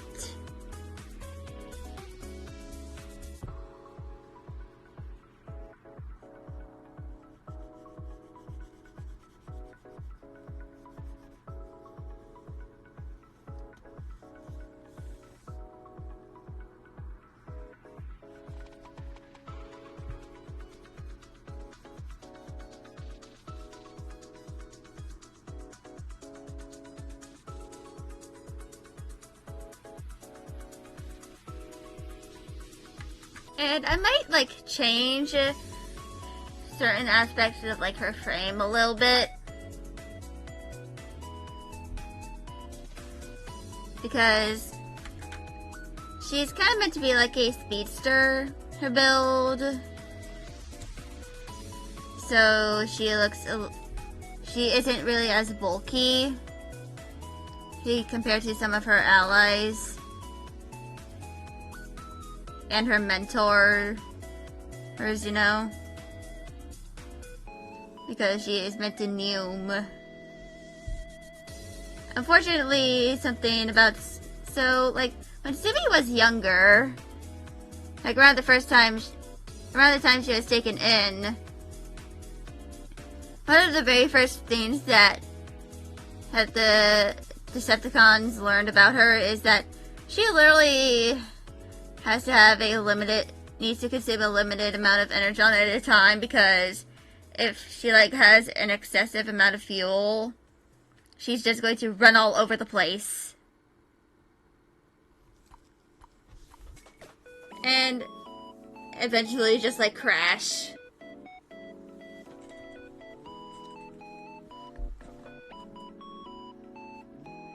Which, unfortunately, unfortunately, that leads to her having a lot of tripping hazards.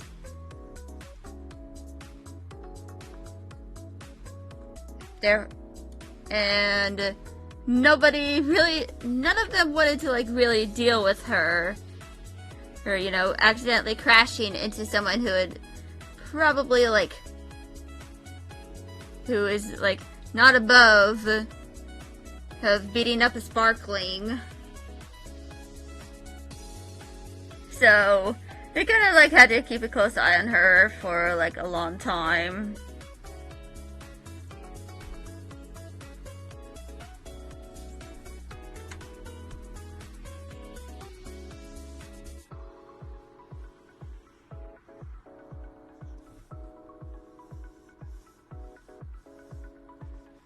But yeah, after she like joins the Autobots, she kind of like becomes, you know, she kind of becomes Ratchet's apprentice.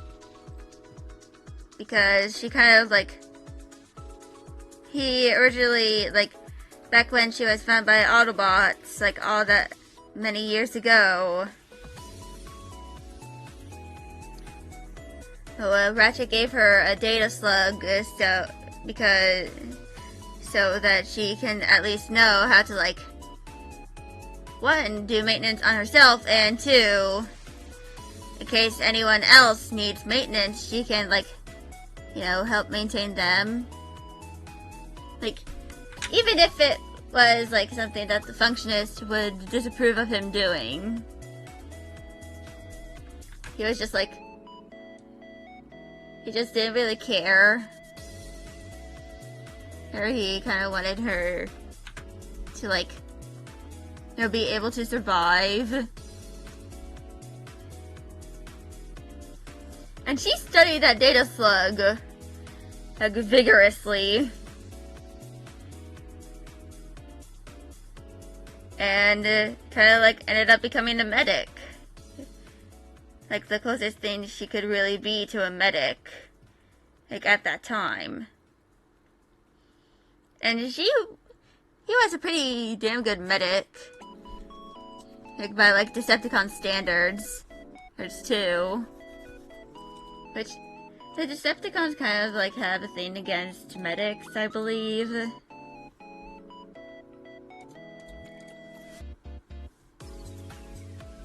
From what I know, I believe.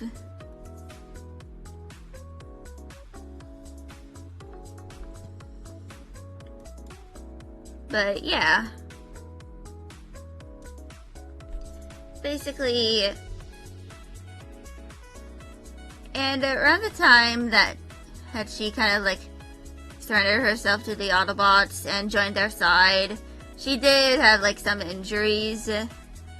And also, she kind of, like, helped a little bit, wanted to help a lot around, you know, once she, you know, was out of the cryo restoration chamber jail, well, again, because she was put in the CR chamber jail, well, again, when she was taken captive by Autobots because of her injuries.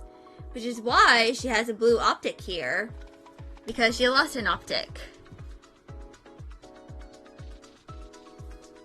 Like, I haven't ironed out the details as to why and how she lost that optic, really. Probably, like something she never really could... Something she couldn't really fix because she didn't have the parts. Parts to, like, replace it. Is her optic.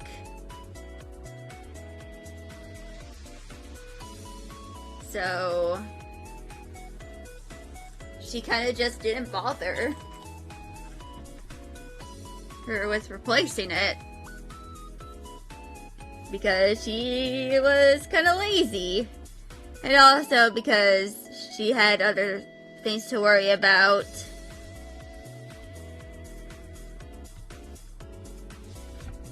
Eventually, she does get that optic replaced.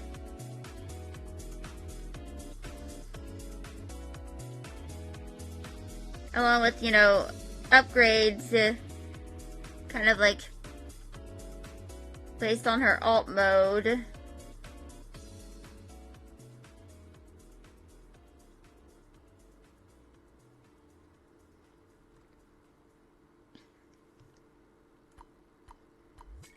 Because, like, around this time, like, Ratchet most likely was, like, Ratchet and Perceptor were probably, like, figuring out how to like one, prevent her TCOG from not preventing her from transforming, and two, replace her lost kibble that she had removed because she couldn't really transform reliably. And that's kind of why she was kind of like, and that's partially why she kind of became a medic in the first place, because she knew because she kind of always had a feeling that her TCOG was kind of like faulty. And, you know, wouldn't let her transform. So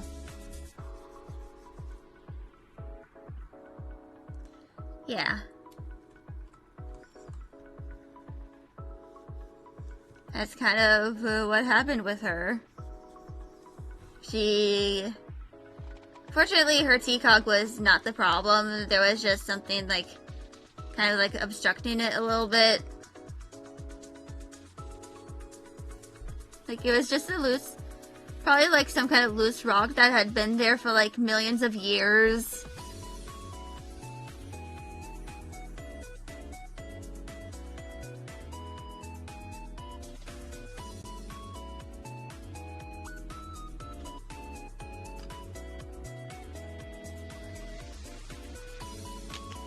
So yeah. So she defects from the Decepticons and makes them believe that she's like trying to purposefully make herself prisoner so that she can be a spy. You know, like a double agent kind of situation. And in reality, she planned on actually joining the Autobots. Like, and none of them really, like, met her other than that one incident, like, millions of years prior to when she actually defects because of her injuries and stuff. Because, like, in the story, she is found by Ironhide, who, because she did not have her Decepticon insignia yet, as this was meant to be her initiation mission, did not know that she was actually a Decepticon, and therefore took her in, you know, to get repaired. And when she was initiated, she kind of like was on the sidelines. I kind of like cooped up in the bases she was at, either like doing maintenance on her fellow Decepticons, and sometimes like a captive Autobot, like doing checkups or maintenance on them. Or she was like napping. Also, hello, Mr. Fishy. How are you? Also, thank you for following. Yeah, she is a kind of like a cool character.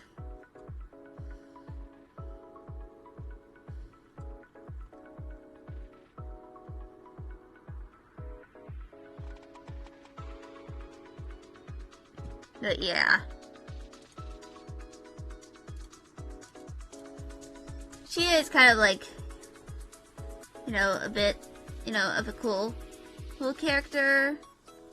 But she, honestly, like, if she is, like, relentless when it comes to, like, checkups. Like, you cannot escape the checkups. No matter how hard you try, you are going to get your checkup whether or not you want it or not.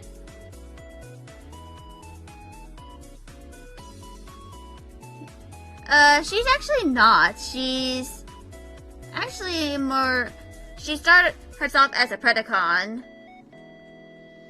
but had most of her kibble removed because she could not reliably transform into either of her forms because she's like a triple changer.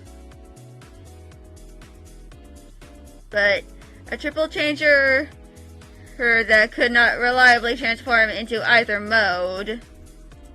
But yeah, she's actually not a Dinobot. She's probably like a max. When she joins the Autobot, she's more of a Maximal. Yeah, the claws.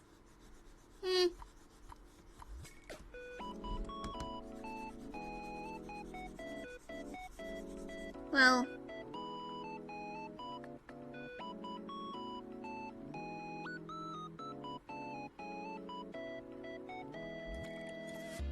Actually, I might change this to be, like, mostly, you know, red. Yeah. It's understandable.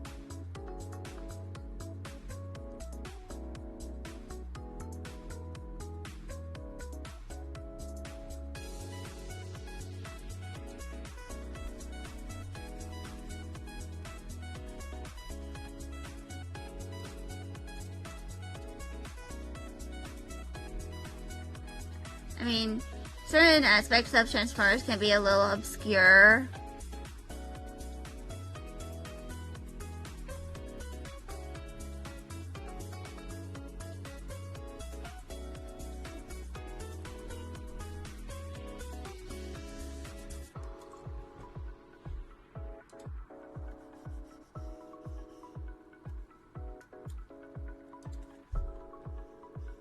But, like, she's kind of like a... Oh, it's just this one. I've only kind of gained this hyperfixation around, like, December for last year because I was getting Transformers stuff for my dad for Christmas. And eventually I kind of gained a hyperfixation on Transformers and started reading the More Than Meets the Eye comics. Yeah. But yeah, most of my characters are not like Transformers. Like, I do have some other Transformers characters, but they're more like human characters. Or in the case for one group of characters, they're kind of like hybrids between like an alien race and humans.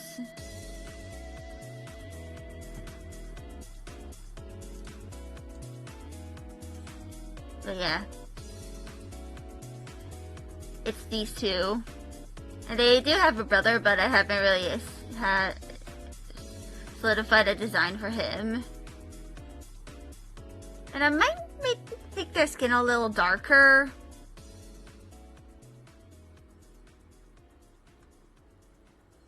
But this is Magpie and this is Raven. They're fraternal twins, so they're not identical. In fact, they do look kind of different. Mostly with like the main color. Yeah. I love drawing curly hair. Like, curls are very fun.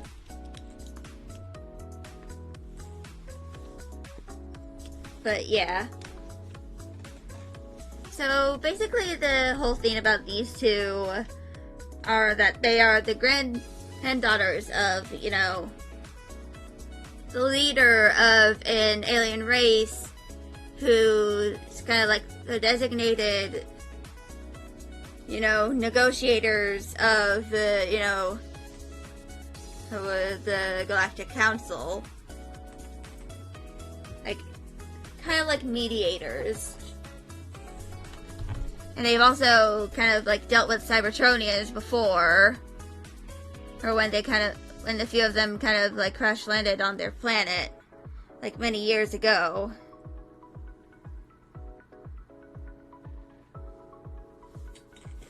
In fact, these two, there's like one Transformers character that they literally refer to as Uncle. Yeah. I mean, usually most of my... If I have a character, they usually have some lore behind them. And those two were like my first Transformers characters.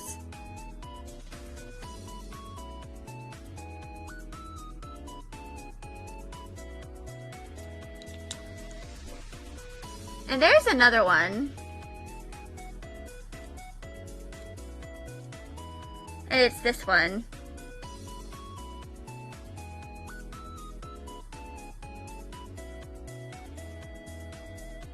So basically her story is that she was like kidnapped as, you know, a baby, like 18 months old. And then was kind of experimented on. Like, she was like abducted by aliens, basically. And so she was like experimented on for like many years. And that's kind of why she has these things over here. They're like subspaces, because she was like experimented on to kind of like be sold off to be like a smuggler unit. And therefore she's technically a cyborg. And yeah. Her name is Aelith MacArthur. Yeah. And she's actually like a very terrifying mercenary. Like, not super terrifying to children. In fact, they all find her like pretty chill. Which is good because she's actually an aunt. But she does not figure this out until like she accidentally encounters the Transformers, and then like sometime later, yeah, she's gotten into many fights because, you know, mercenary bodyguard work.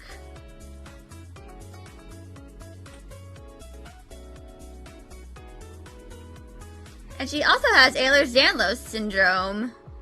So she's like very, very stretchy, and a lot of her scars like struggle to heal. Despite some of them being like a decade old, they still look they look younger than that. I'm glad you think I'm very creative. I mean, that's kind of like because of the autism. Like, my special interests are writing and drawing. In fact, I've actually written some fics involving Aelith. Like, the very first Transformers fanfics I've written were of her.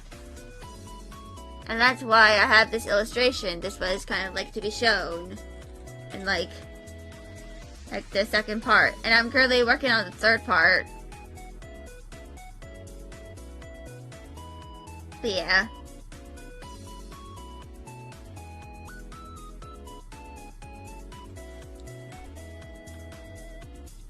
That is Aelith MacArthur. And Subi, of course, is my only Cybertronian character. Like, the only Transformers character I have that is, you know, an actual Transformer.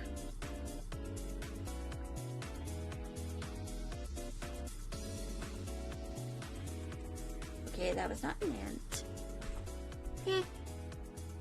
I'm glad you... Yeah, I even added some subsurface scattering to that piece. Yeah.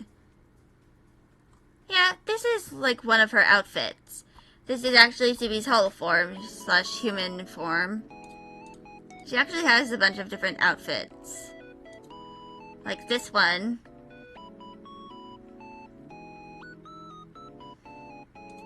And this is kind of meant to be her casual dress. Which I love giving my characters poofy sleeves. PJs? This is called a romper. So, kind of like pajamas. And she also has a swimsuit.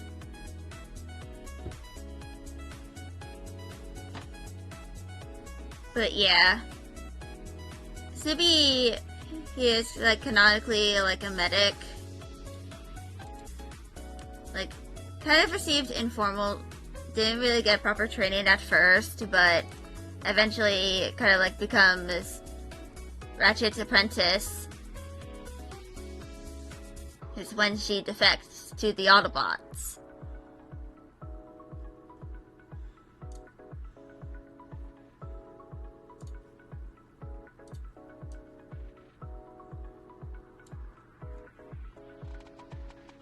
So, yeah. So, eventually she does get, like, proper training. Yeah. I'm glad you like my art style. Well, because I like it too.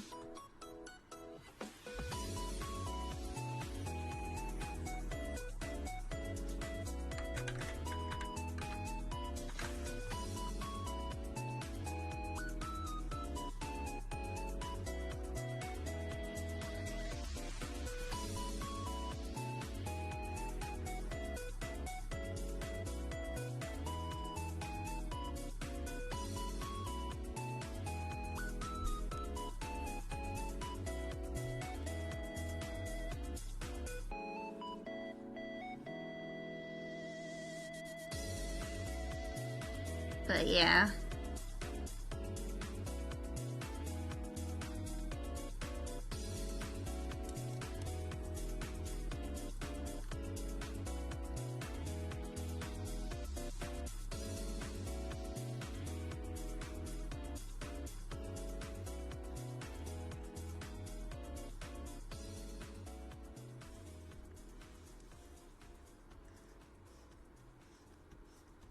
And eventually I am going to, like, write kind of like a story on, like, some of, like, Subi's lore, which I'll post on my writing blog on Tumblr.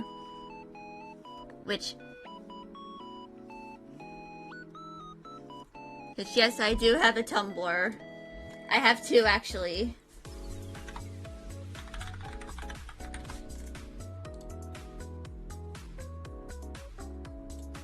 So that has both of my blog Tumblrs and also my Ko-fi.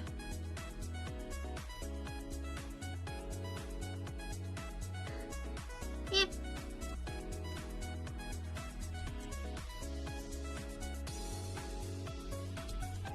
Also, you spelled Tumblr wrong. You don't use the E when you're referring to the Hell site.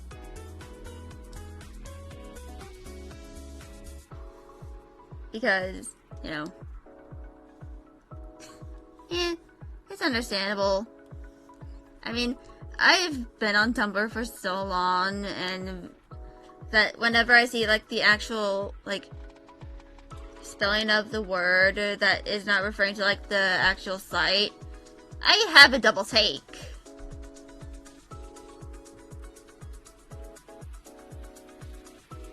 Because I'm so used to that one spelling.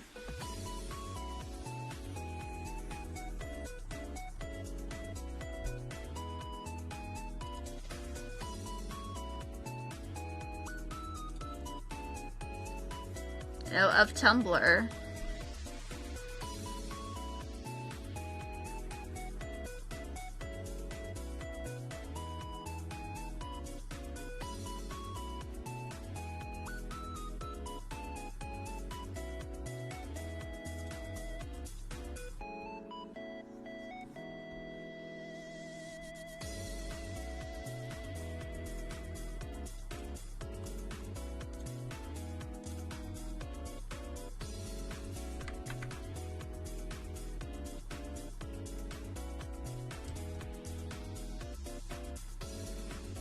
So yeah.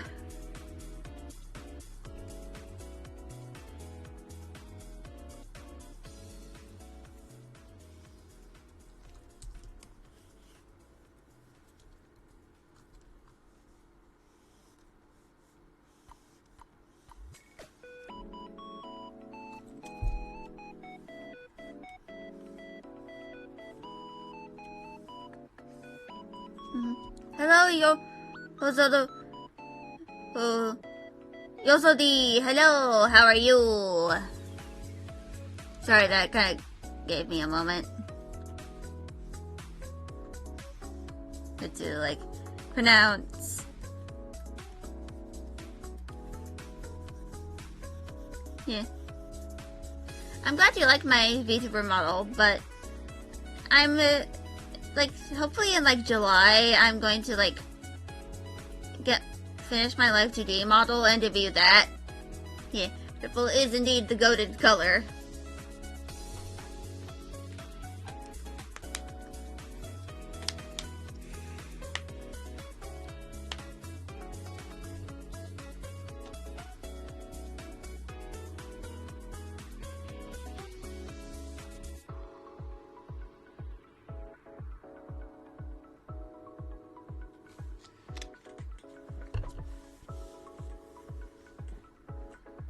So yeah.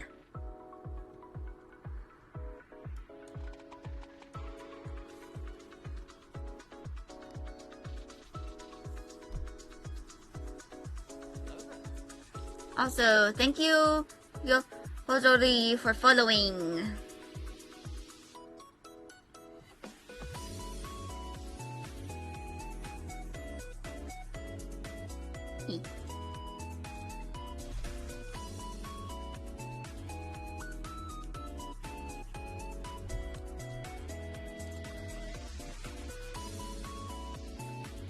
Hold on.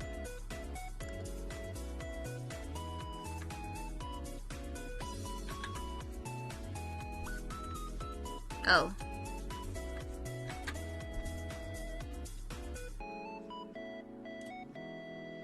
Yeah, I just had to shorten up her pinky.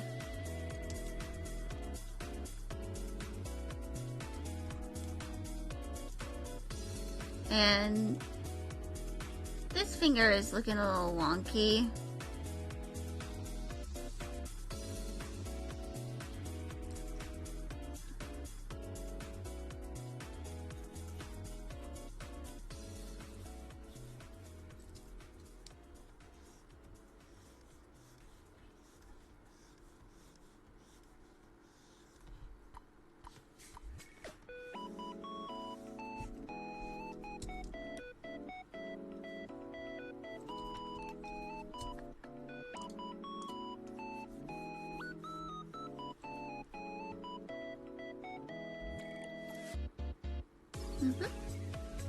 Okay, enjoy your work.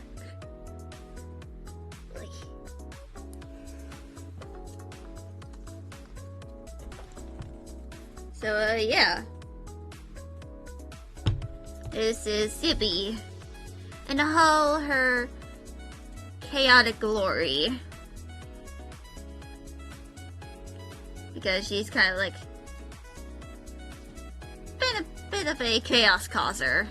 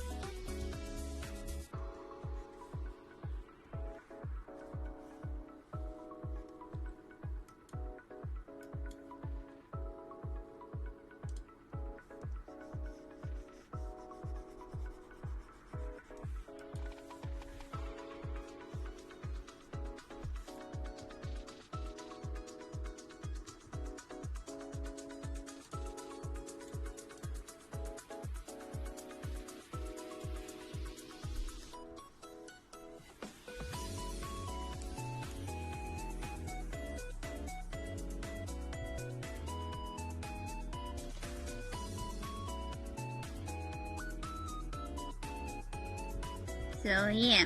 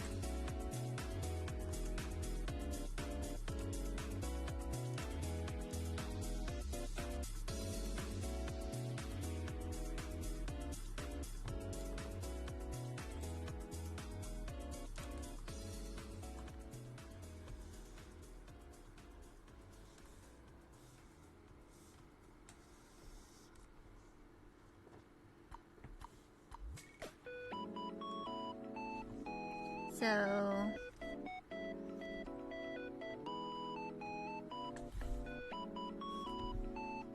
Actually, hold on.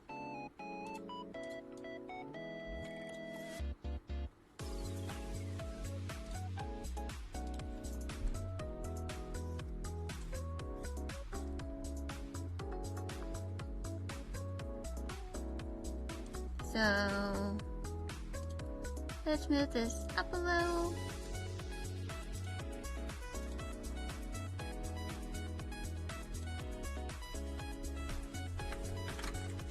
And a little bit of, distortion.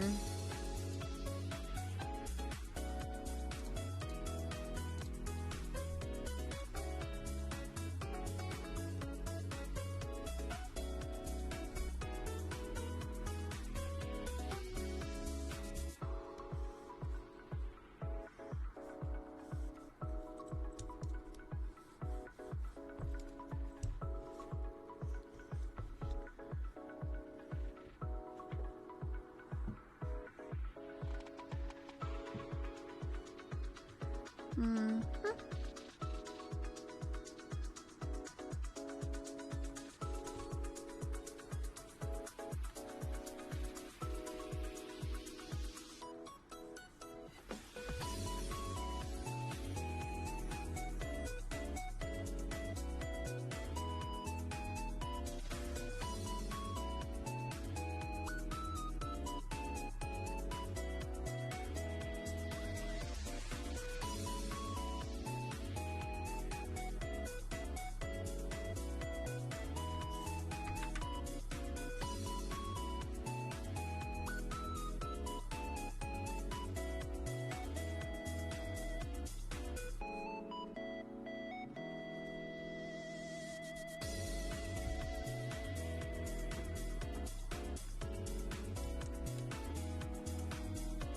A little messy.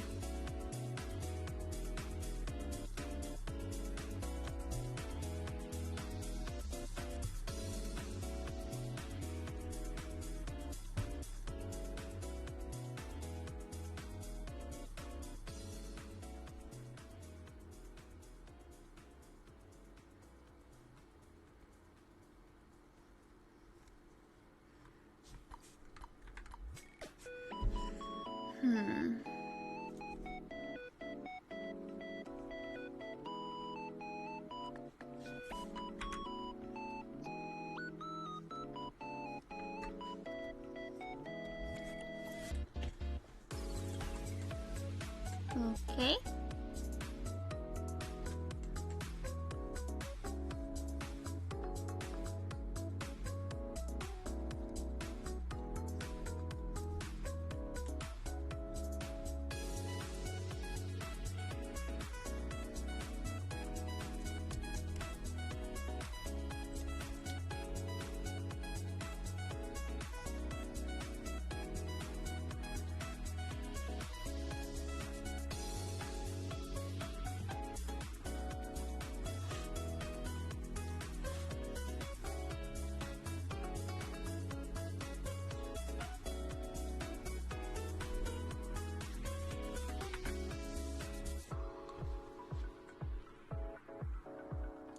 Now I gotta draw this kibble.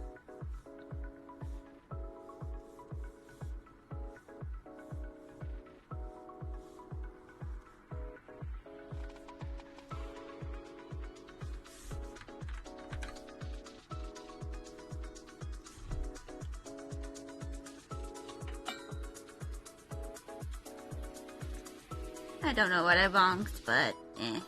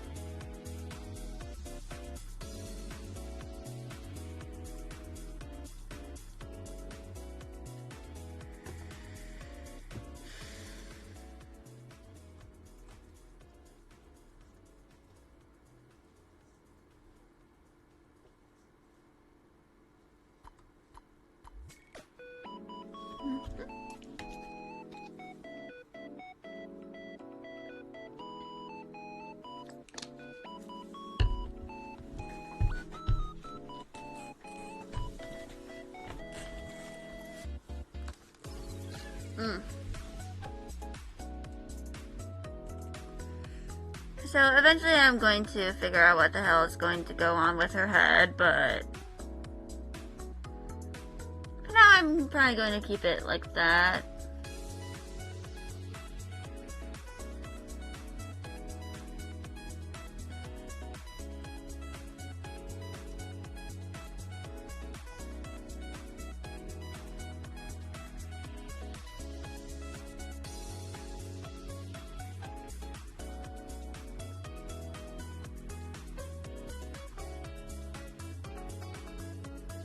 Hmm.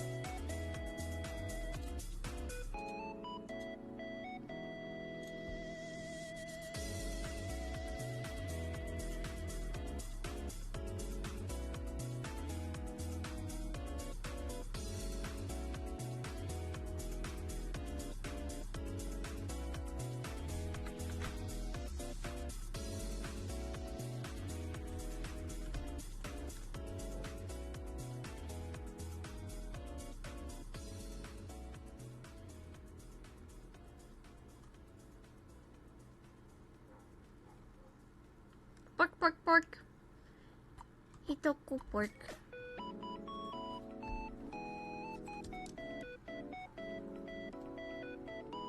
Mm. What?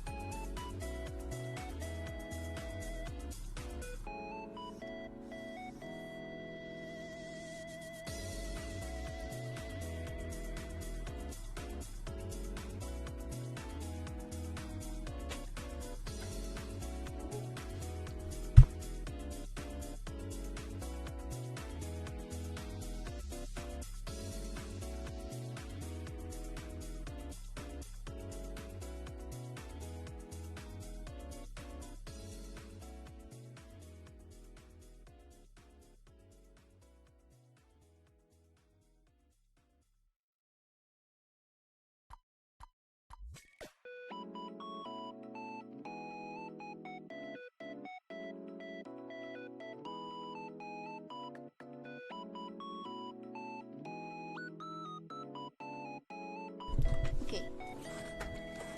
Alright, sorry about that.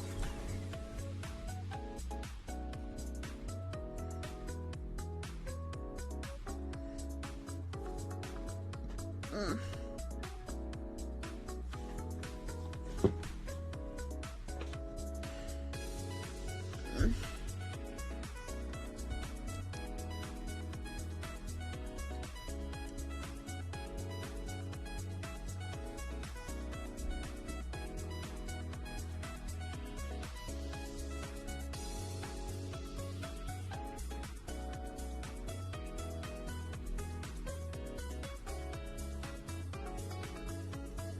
I wasn't really satisfied with the pose of the original sketch.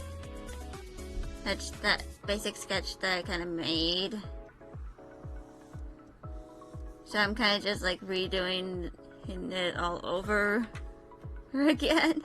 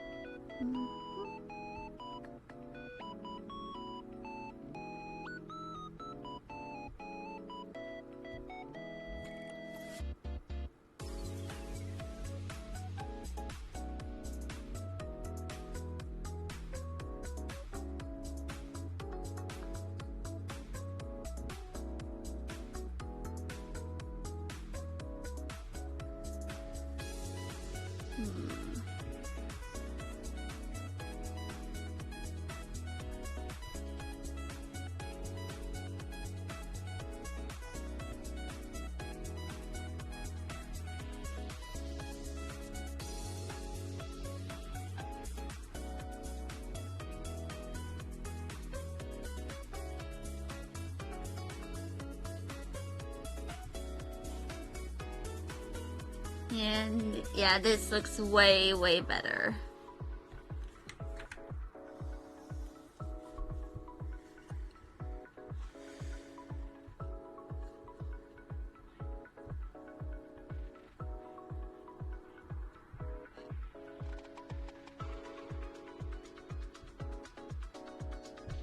So yeah.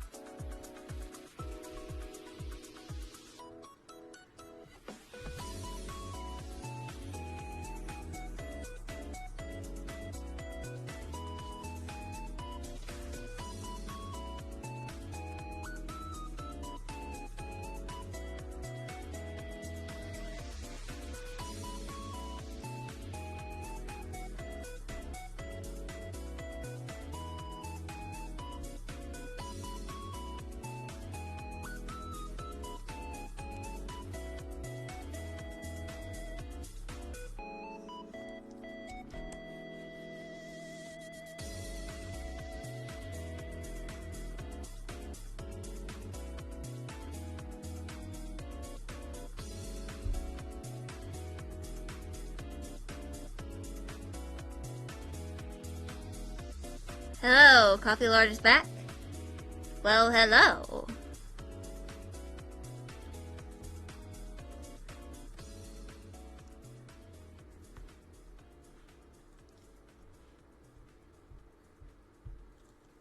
At least for a bit, yeah, since it is, pretty late for you.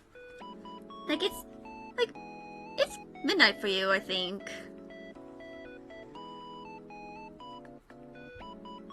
If I'm getting my time zones right.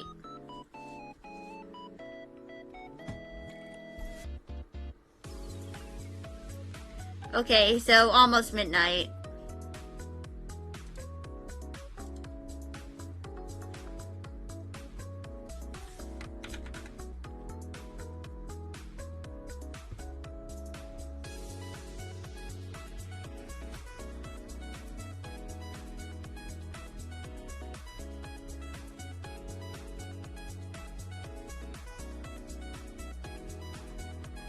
Yeah. Considering you have caffeine through your system still. Yeah.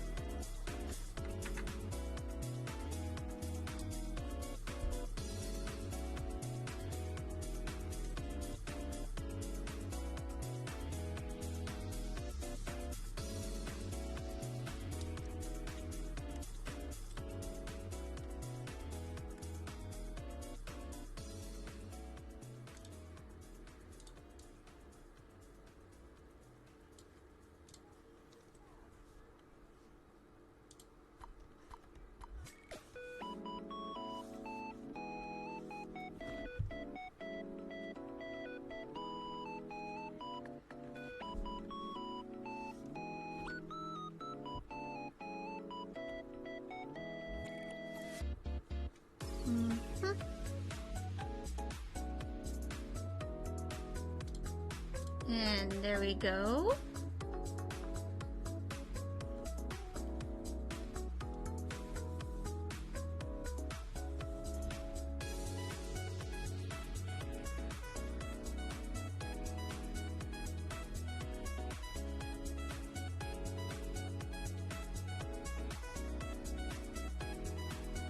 Okay, gotta go sleep. Yeah. See you later. Also, thank you for following. Yeah. So, my next stream is going to be on Monday. Okay, so, yeah.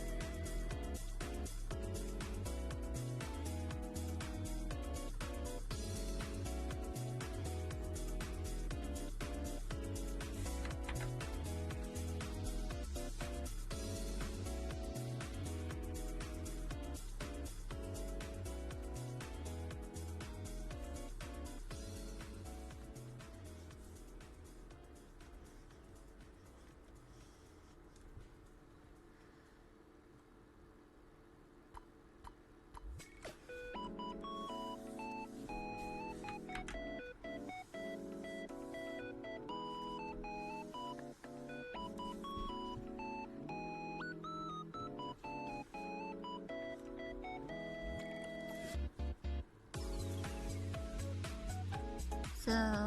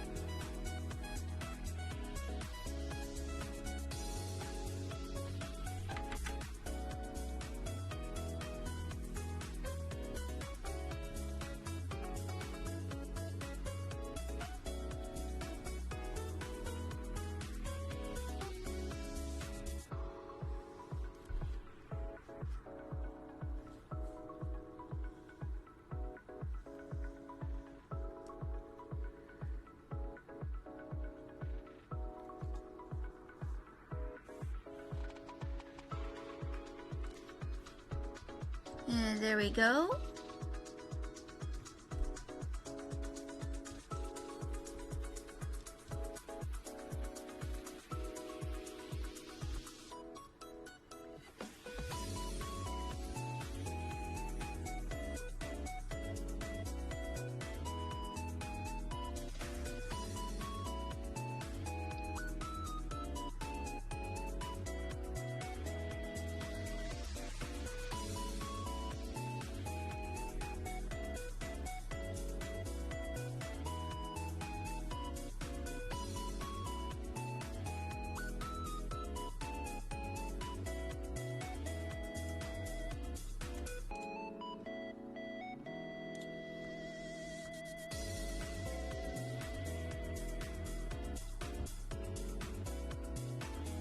Thank you is Windows notification.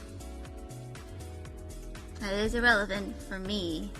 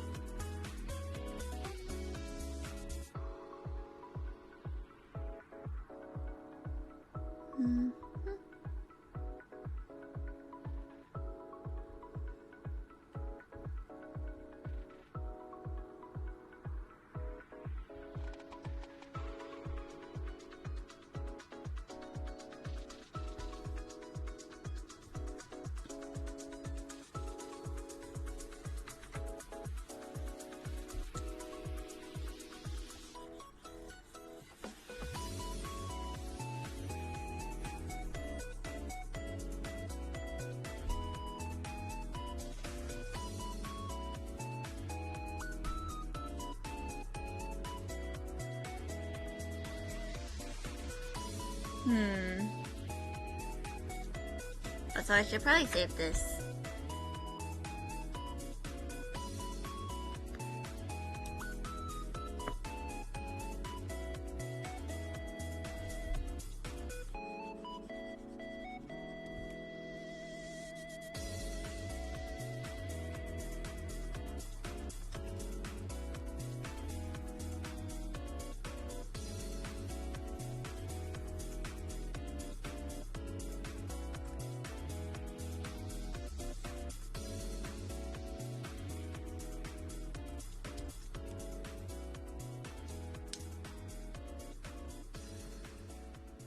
Hmm.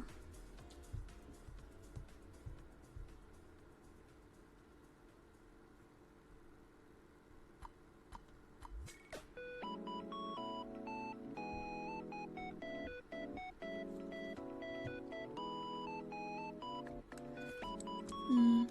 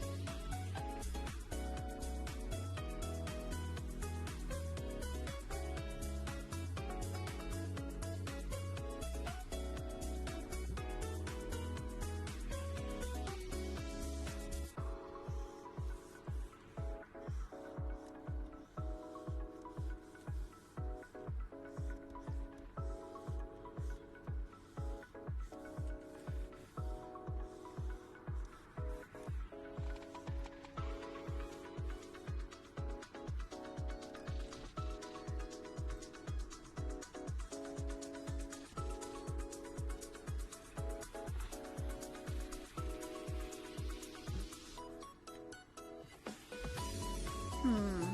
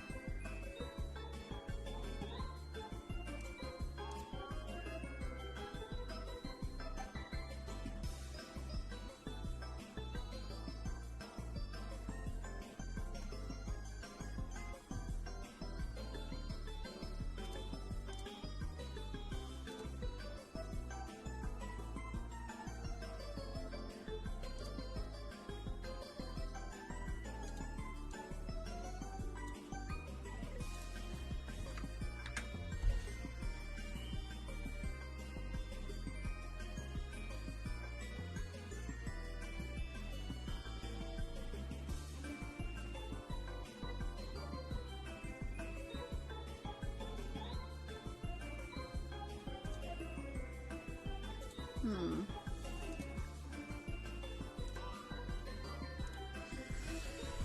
Hmm.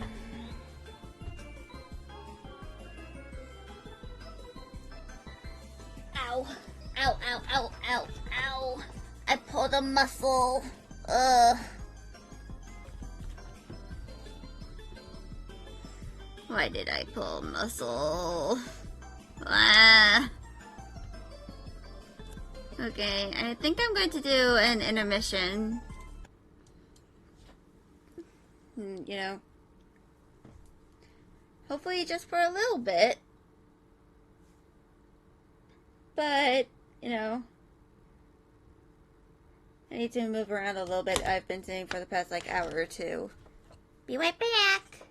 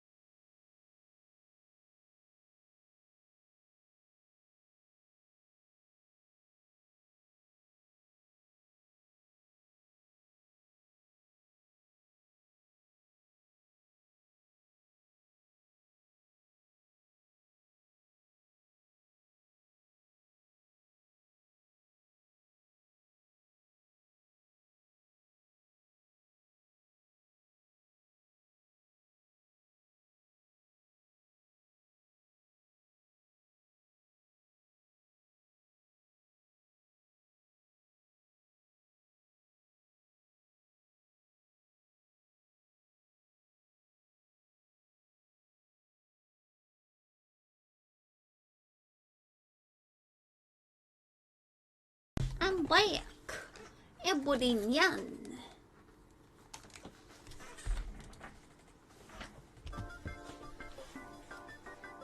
So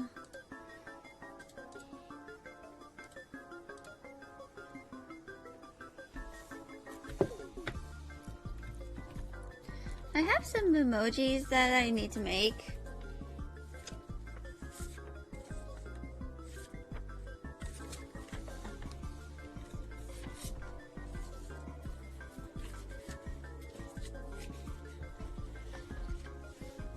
So I could probably like make those for like the last few minutes of stream.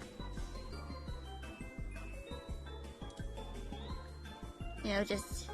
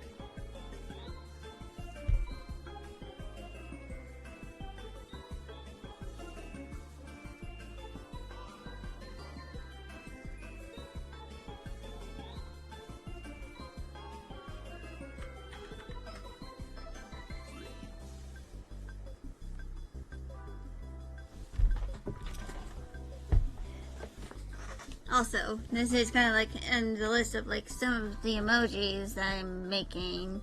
Like the blip. She do the blip.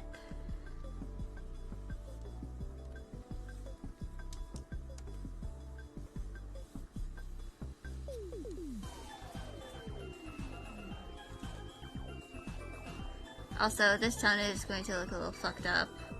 Because I have a geographic tongue.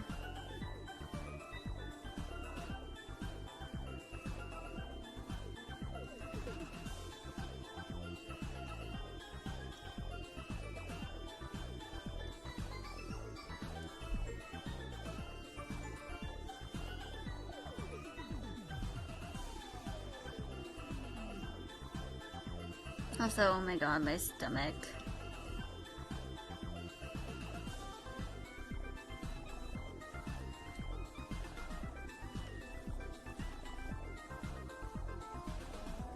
Yeah, I need to figure out what I'm going to do for dinner.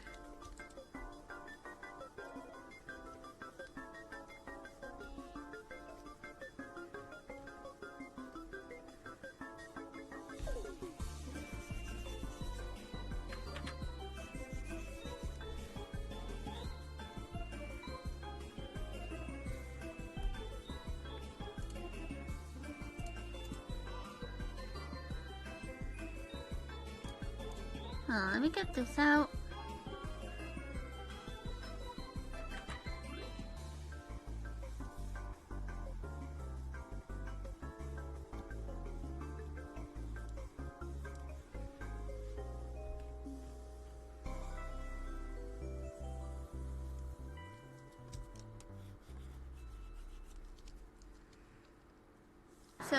going to end stream in like 10 or so minutes.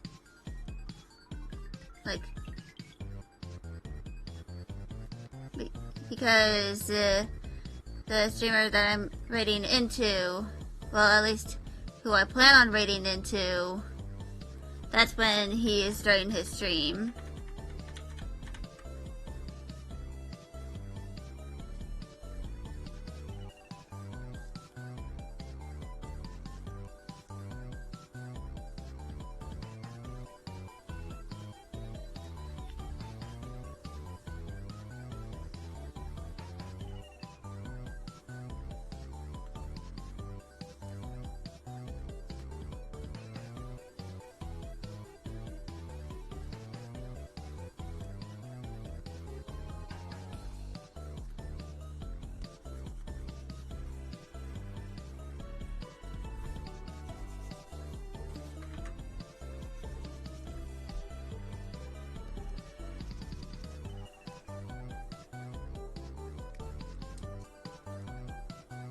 Hold on.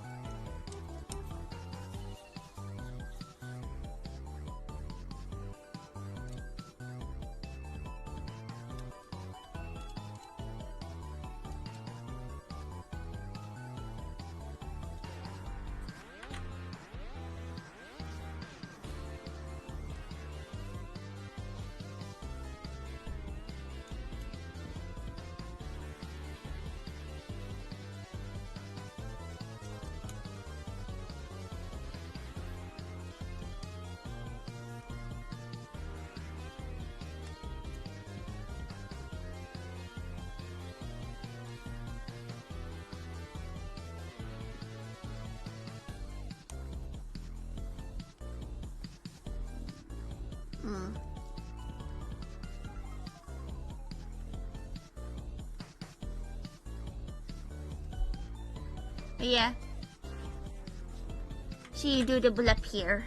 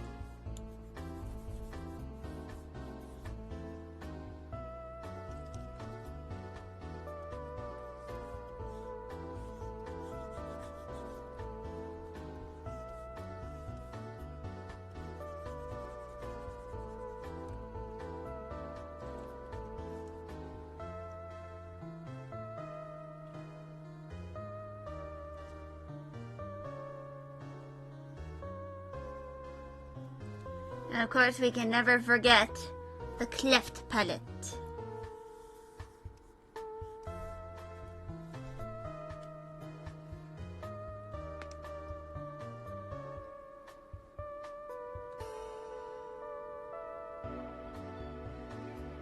But look at her, she is full of violence in her eyes. Full of the violence.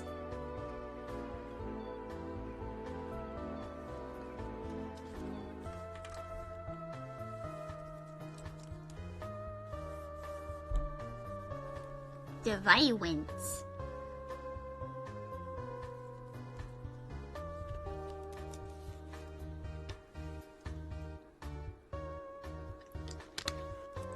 So yeah. Also, I still need to do like a heart emoji. I need to do a heart/love emoji for my VTuber avatar.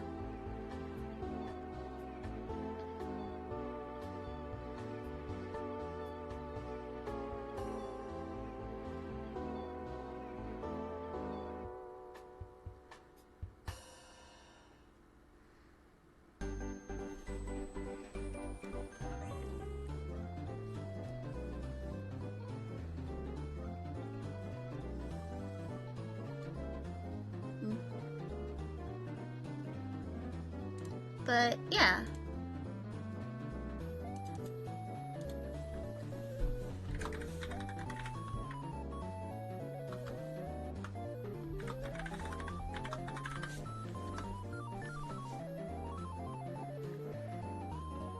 So yeah. I think I'm gonna yap for a little bit about, like, you know, what I'm probably going to do, like, starting next week. So, starting, like, next week, I'm probably going to, like, start making, you know, changes to my schedule. Like, I've usually been started streams at like 1 p.m., but I'm probably going to, like, change my schedule around a little bit, like, have some streams start at like 2 or 3 p.m. instead of 1 p.m. Because,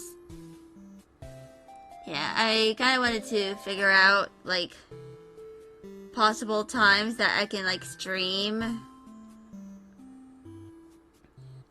You know, like when I start streams, so that I can, you know, get the most amount of people in my streams as possible. Also, I can get to affiliate, get closer.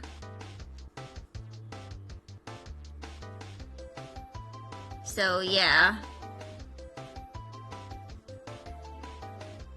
I mean, there might be days where I, like, stream at night.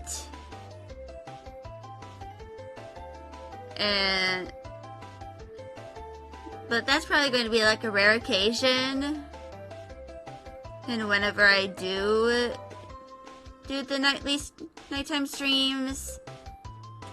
But they are probably going to, like, happen eventually.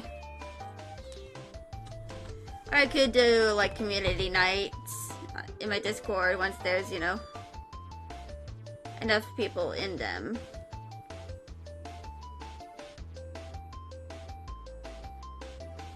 So, yeah.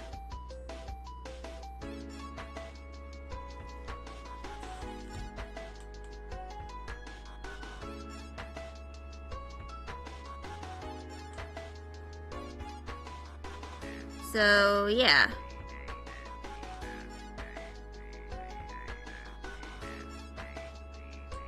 Now I'm kind of just, like, stalling.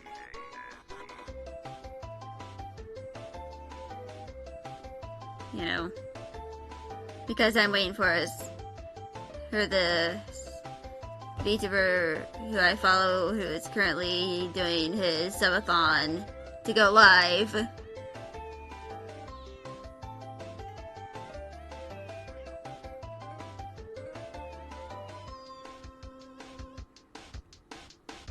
So, yeah. And it's probably, like, what I'm gonna do.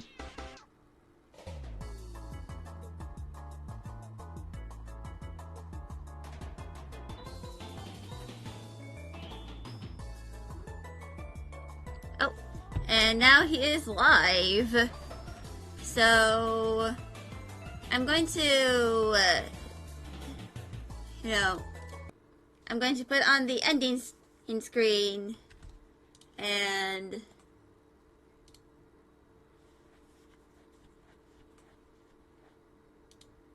so, yeah.